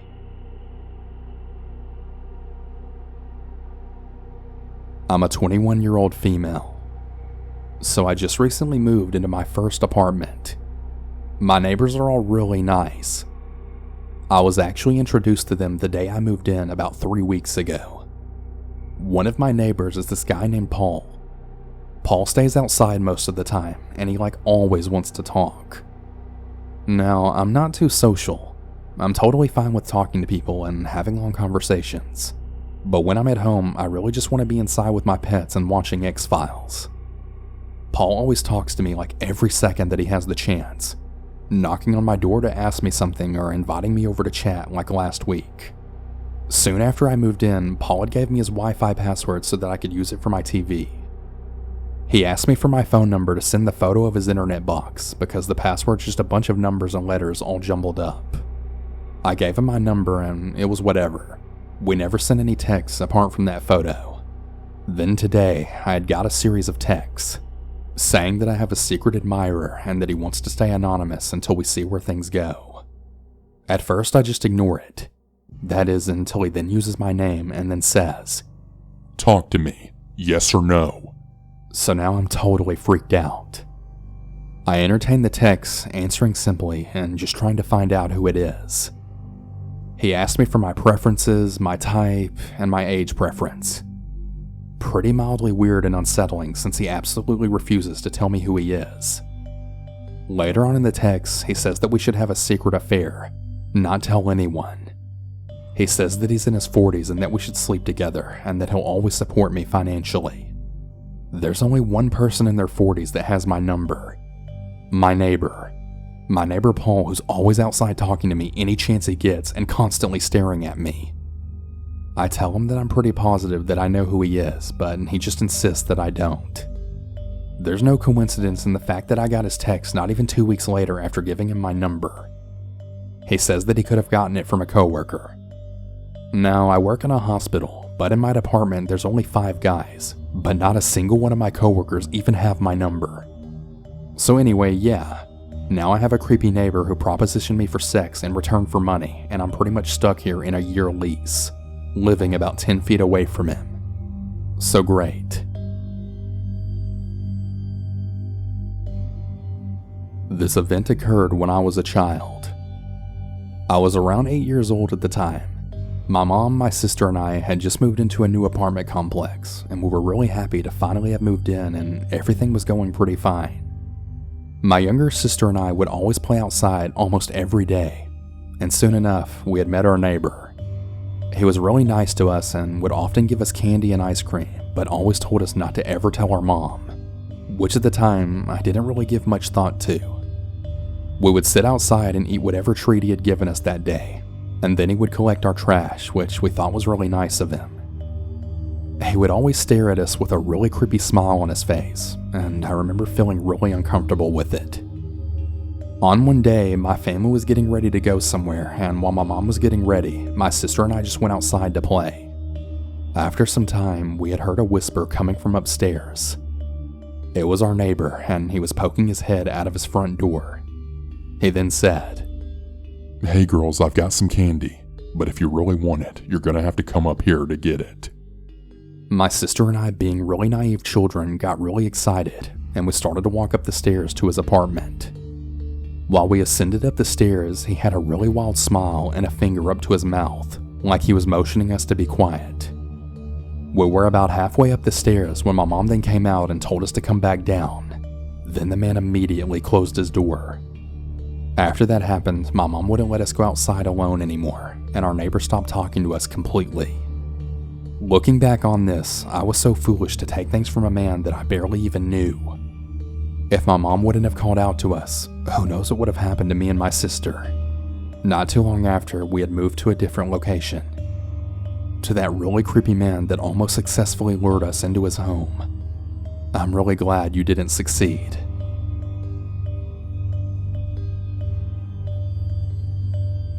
When I was 11, almost 12, there was this woman living above me that was a coke dealer. The night of my 12th birthday, she had went missing. Not long after, her boyfriend came down to ask if he could use our phone. This happened in 2004, so having a cell phone was more of an exception than a rule, at least for my area. For a little context, I was home alone at the time while my mom was at work about a 5-minute walk away. My mom had let our neighbor and her boyfriend come to use our phone several other times before, so I assumed nothing was wrong with it and just let him in, bringing him into the living room, which is towards the front of our apartment, to use the phone in there. He picks up the receiver, dials a number, waits for a few seconds, then hangs up the phone. He does this a couple more times before the front door of the building then opens. Now, you can easily hear the front door open from where we were. It's a heavy door and the walls are really thin. And the way that our building is set up, it's a really small old single-family house converted into apartments. Me and my mom's apartment was the only one on the first floor, and our upstairs neighbor's apartment was literally the only one above us. Kind of irrelevant, but there was also a much smaller apartment below us. Anyways, my neighbor's boyfriend then looked at me, pointing his finger right up to his lips, as if he was trying to shush me or something. He then went on to tell me not to tell anyone he was there, before then speed walking to my room right at the other end of the apartment. I then watched my bedroom door then close, right before there was a loud, hard, cop-like knock right on the door. My jaw then dropped as I opened the door to see a cop. The cop had then asked me if my neighbor's boyfriend was there. Being really scared, I had stammered out, "Yeah, he just went into my room." The officer asked if he could come in, which I agreed to, and as he was coming in, he asked if I could let his partner in the back door and lead them to my room. We started to walk together to the back of the apartment so that I could let his partner in. Now, the back door to the apartment was right next to my bedroom door, but we had to walk around the kitchen table to get there. After I let them into my room, I had then watched as they then pulled my neighbor's boyfriend right out of my bedroom closet. As they brought him out of my room and towards the back door, they had told me to go wait in the living room while they had then brought him to the back door. I walked back to the living room, and after they closed the door, I couldn't really hear what they were saying, but I could then hear the distinct sound of metal clicking, and I quickly realized that he had just been handcuffed. Still pretty scared, I waited for the police car to drive away before grabbing my keys, making sure the back door was locked and locking the front door on my way out. I decided to head to my mom's work, now crying. I'm pretty sure I cut the 5-minute trip into about 2 minutes, and I've never been a fast runner in my life. I was pretty much fueled entirely on adrenaline and fear at that point, and I just really wanted my mom. When I told her what happened, my mom was so pissed off that he had used me in the way that he did, hiding out in a child's bedroom closet of all places and trying to keep the cops from finding him there. She gave me a pretty short but gentle lecture that night about not letting people in to use the phone, telling me that I wasn't to let people use our phone even if I knew them unless she was home. I don't really want to know exactly what he was wanted for, nor do I want to know what would have happened if the cops hadn't shown up when they did.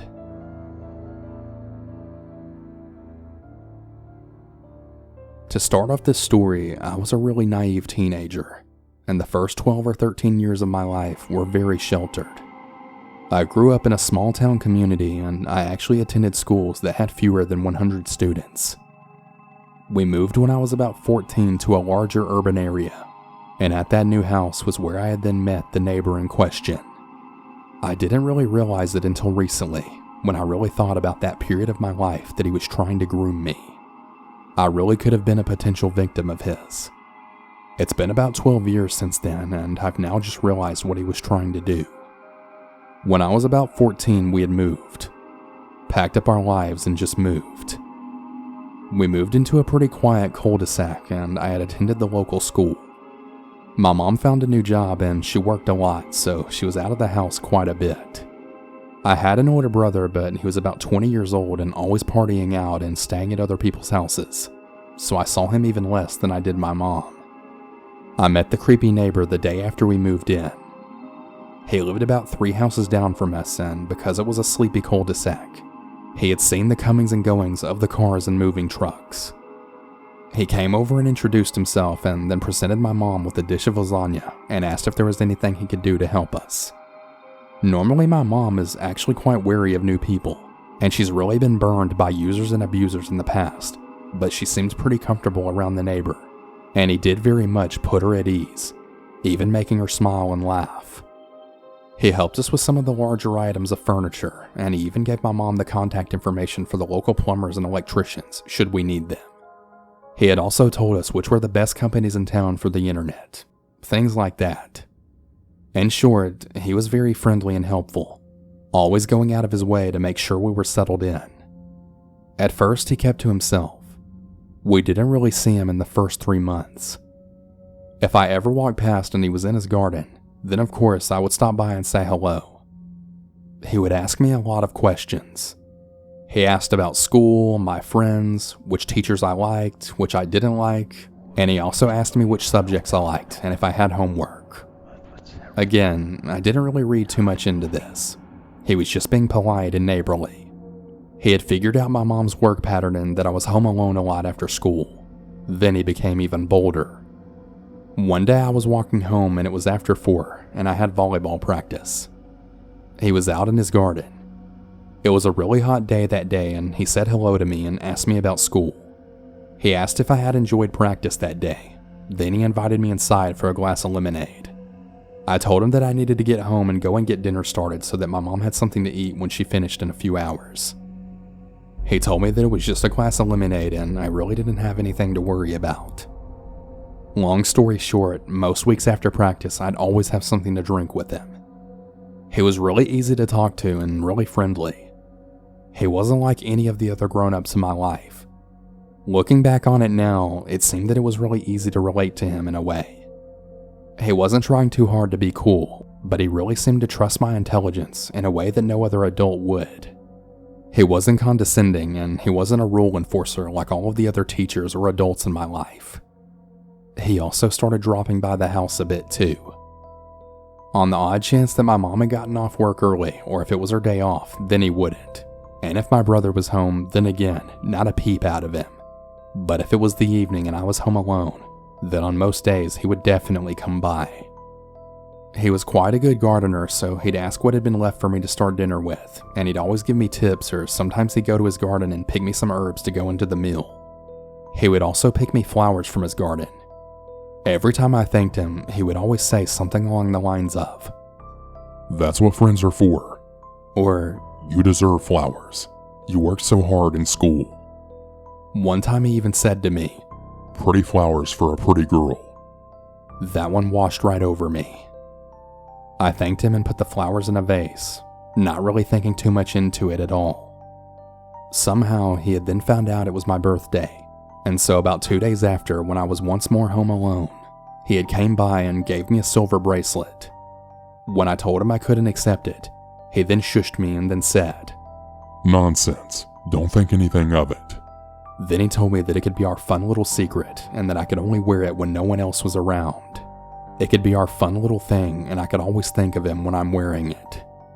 Again, despite the fact that there were all these red flags, I just didn't really think too much into it. He was the neighbor and he was being a friend and keeping an eye on me because he knew I was home alone a lot. He very much wanted me to believe that I could trust him and view him as this protector who I could always go to if I ever needed something. I got a few more gifts from him over time, and again, I was always told that it was our little secret, and that no one else ever needed to know and that they wouldn't understand the dynamics of our friendship. "After all, you wouldn't want to get the both of us in trouble," he told me. And he was right, I didn't. Then out of nowhere, one day he had hugged me. I had quickly gone over to his house to help with some odd job, and he hugged me. I'm also almost certain that he also sniffed my hair, but I can't really remember. I remember feeling like it wasn't right. By that point, I think I was about 16, almost 17, and we had been friends for about 2 years now. He tried to convince me to stay even longer, and I really remember having to literally spell it out to him that I had to get home. I ran the very short distance home, and I must have looked out of sorts, because my brother, who was home for once, had actually asked me what was wrong. I didn't tell him about the neighbor. I just made up some bullcrap story about the neighborhood kids and them being rude and bullying me. So luckily the next few times I went out, he was always there to protect me. He wouldn't let me out of the house without him. I think that he sensed that I was really scared.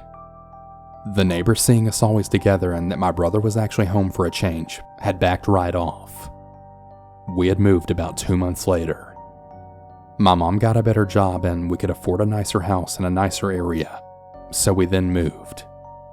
I shudder to think about what would have happened if I stayed on the day that he hugged me, and it really makes me sick to think that I ever ate or drank anything he gave me. It could have been spiked. I just really can't believe that I was so easily fooled and was able to let someone do that to me. I'm really glad we moved away.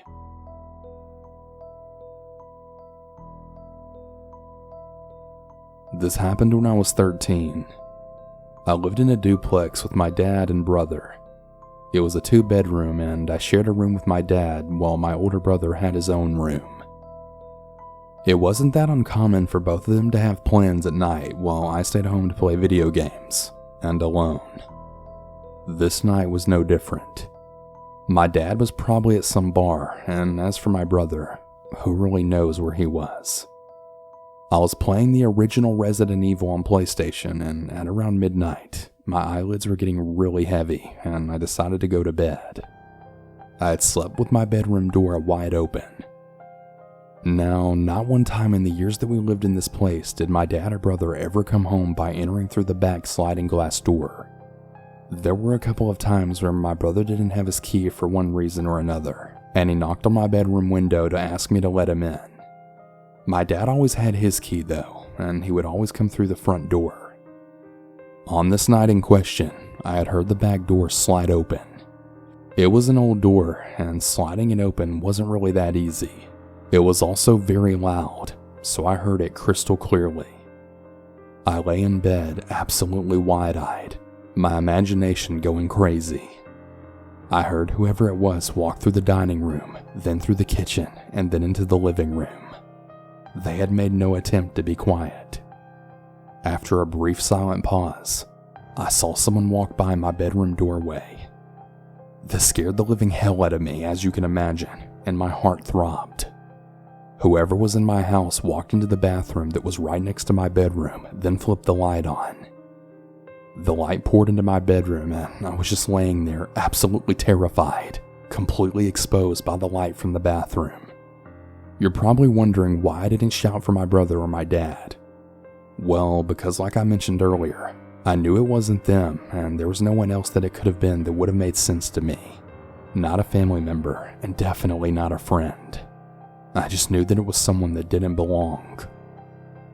The person then walked out of the bathroom, left the light on, then went into my brother's room and started making a ton of noise. It sounded like they were searching for something.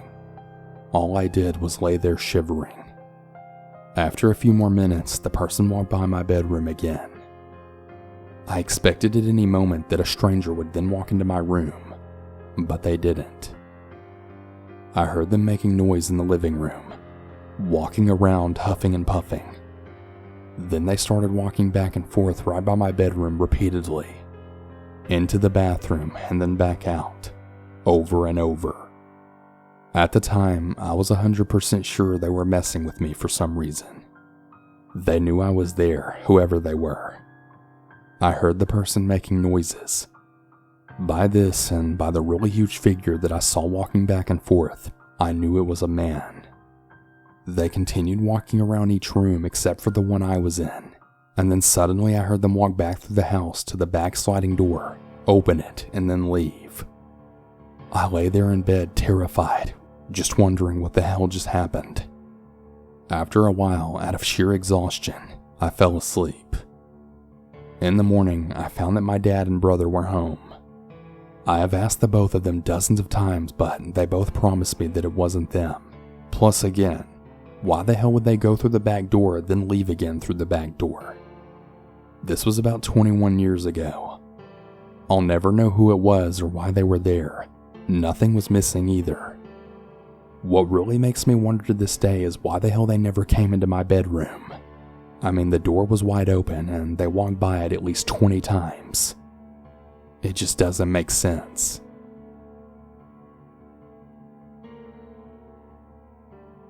I was about 21 or 22 years old at the time and living by myself. I had left my window open on a really pleasant night. It was low enough to the ground that you could get in if you really tried, but the screen wasn't easy to take off. And I did live in a fairly safe neighborhood, so I didn't even think twice about it.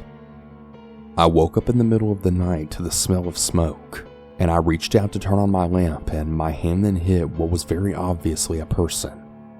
My brain fully woke up at that point, and I realized there was a shirtless man right in my bedroom smoking a cigarette and staring at me.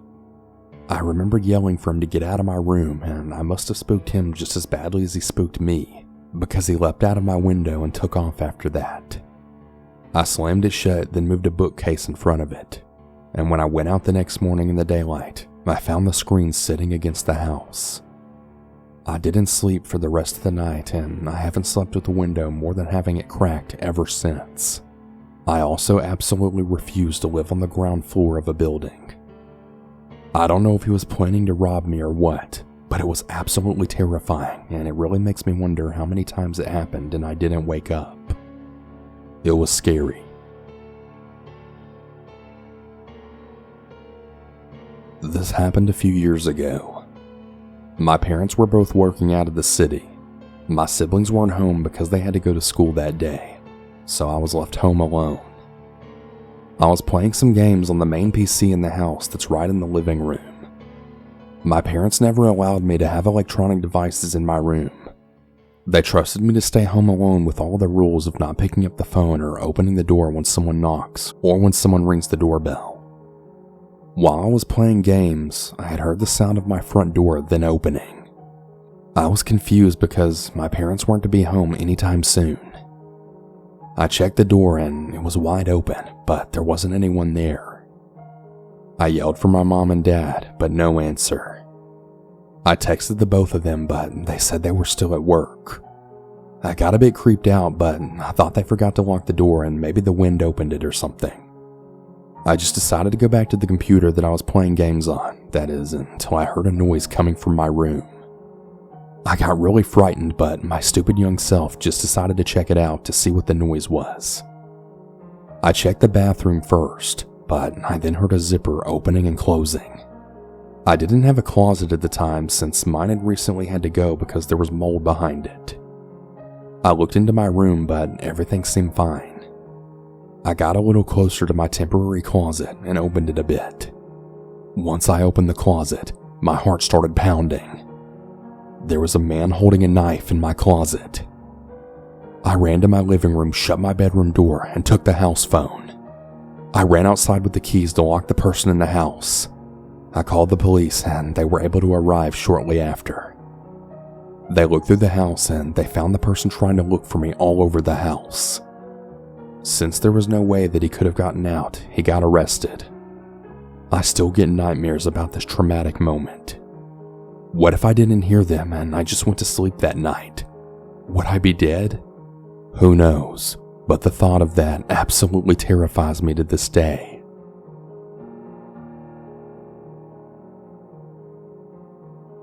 So I'm 16 years old now and living in a duplex with my family, which consists of 3 younger brothers all under 5, my 18-year-old sister, and my mother and father.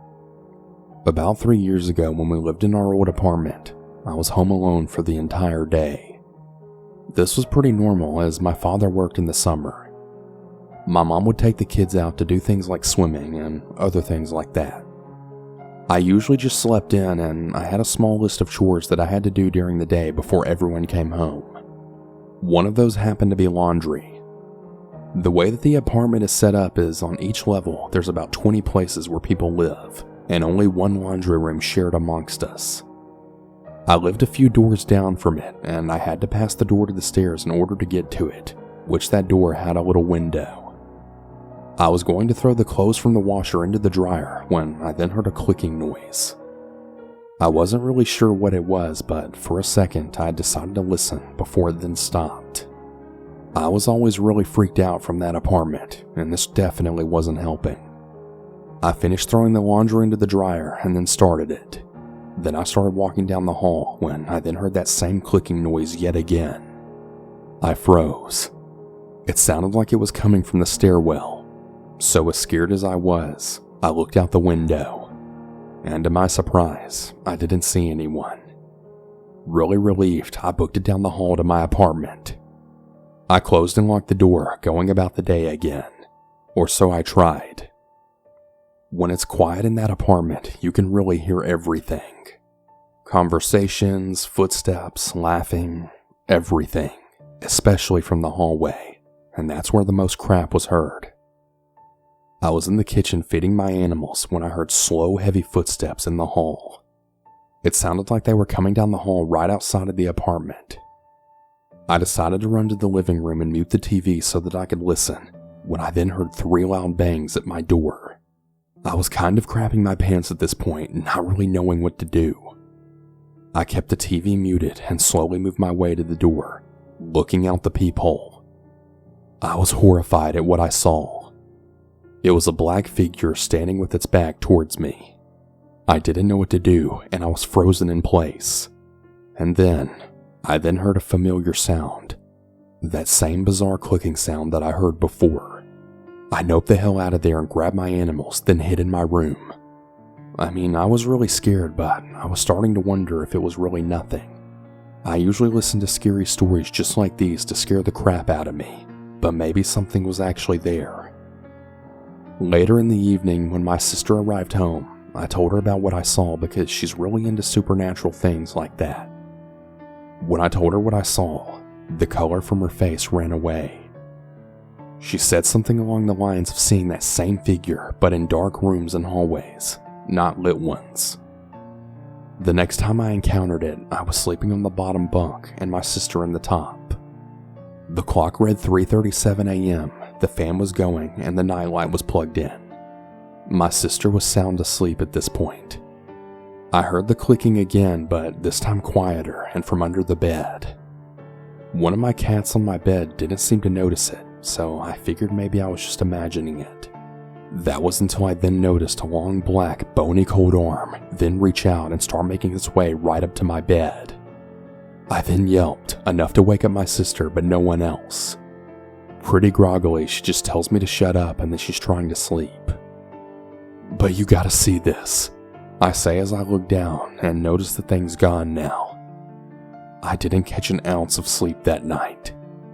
I have lots of other terrifying stories from that hellhole apartment, but I think most of them revolve around that thing. Ever since I moved, I haven't had anything weird happen since. I'm just really glad that thing never followed me to my new house. Thank God for that.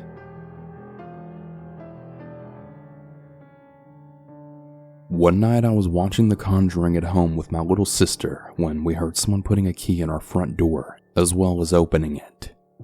We were sitting in the living room next to a sliding door that was also very close to the front door, so we both heard it very clearly.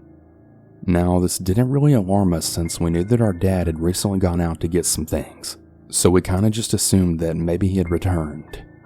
"Dad, you're back already?" I casually asked. There was no response. Dad, are you there?" I asked yet again, thinking he hadn't heard me the first time. Once again, just silence. Right at this point, I'm starting to get the feeling that something isn't quite right, and I could tell by the look on my sister's face that she was just as nervous as I was. We started to look at each other for a brief moment, wondering what we should do, before we started hearing a few more scattering sounds from right outside the sliding door.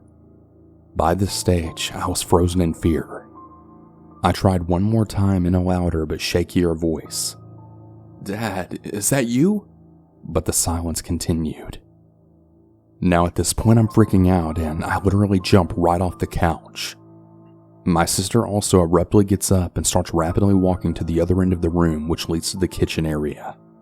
She later revealed to me that she was planning on grabbing a knife. She had this horrified look on her face that I hadn't ever seen before. We just looked at each other in nervous silence. I didn't really know what to do and I didn't want to make any further sounds. I finally decided to walk up to the sliding door and began opening it as slowly as possible, now peering into the darkness. When the door was finally open wide enough, I poked my head out and scanned the corridor, now preparing for the worst. To my surprise, there was no one there. But what was more strange was that the front door was still completely shut. My sister and I were obviously both extremely relieved, as we were almost certain that there was an intruder in our house. After this, I immediately went to go and ask my mom if it was her or whether she had noticed anything. She told me that she thought my dad had come home as well, and she also heard someone opening the front door. Around a half an hour later, which felt like an eternity at the time, as we were still quite shaken from the incident, my dad finally arrived home and he confirmed to us that he hadn't returned home earlier. To this day, my sister and I still have no idea what happened that night, and I guess we never will.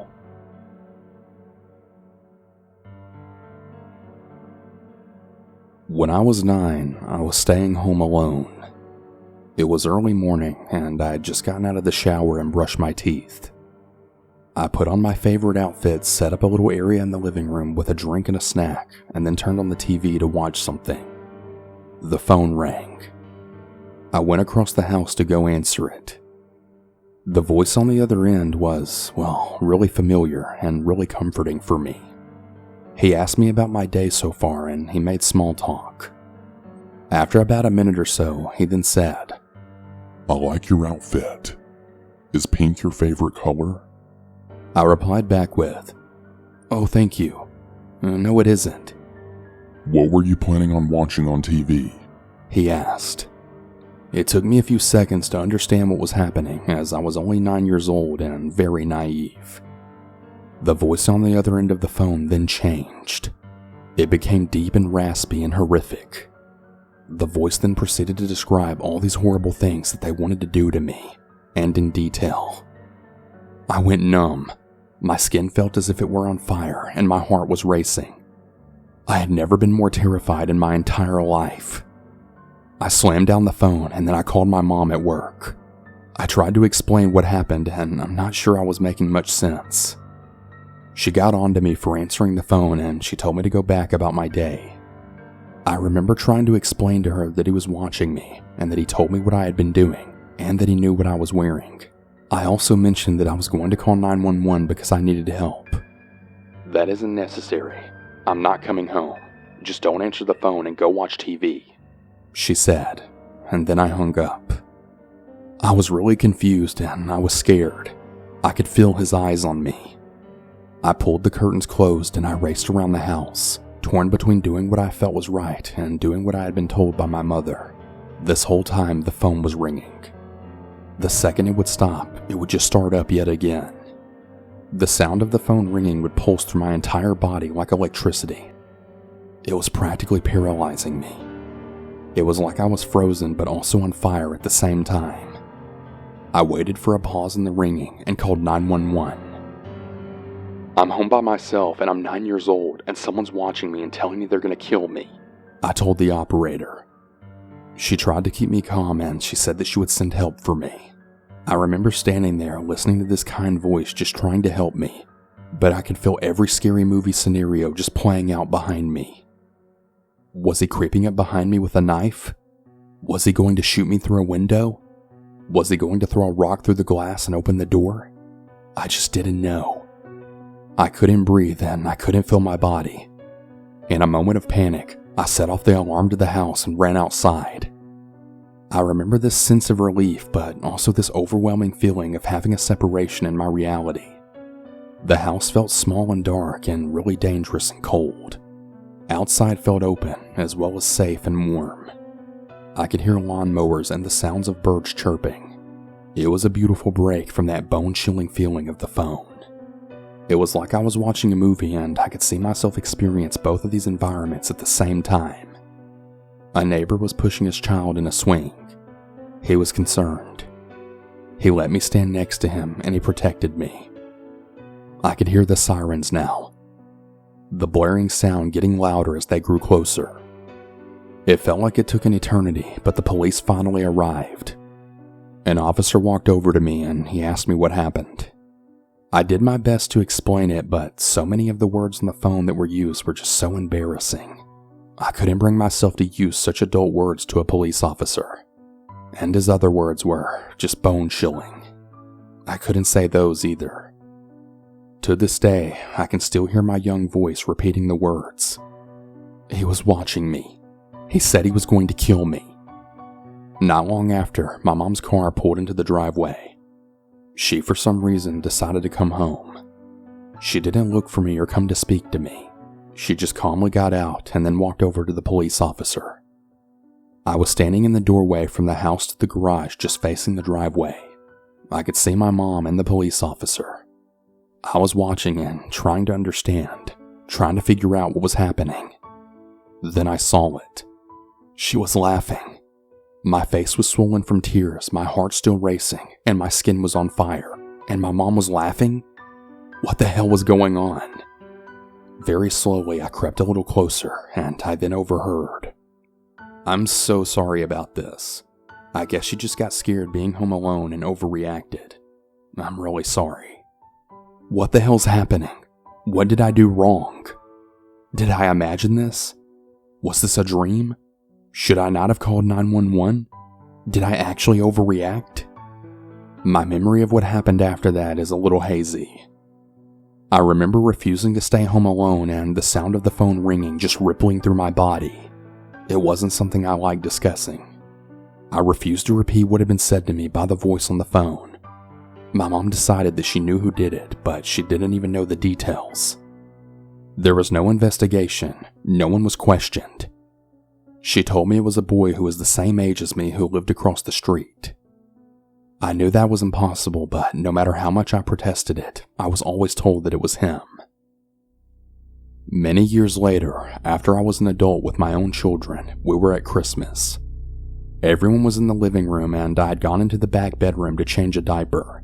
As I was walking out of the room and back into the living room, I could hear my mom laughing, her voice as if she had been telling a joke. The faces of everyone else in the room told a different story. Discomfort, anguish, shock, fear, yet she was still laughing. It felt as if I was walking in slow motion. One of my older children had actually stopped me from entering the living room and sort of pushed me back into the room that I had just come out of. She just told the story of you being home alone and the man threatening to kill you. She told it like it was a joke or something. Like some funny story from your childhood, my child told me. To this day, I never learned who it was that called me. I deal with my fear of ringing phones and phone conversations on a daily basis. It's awful.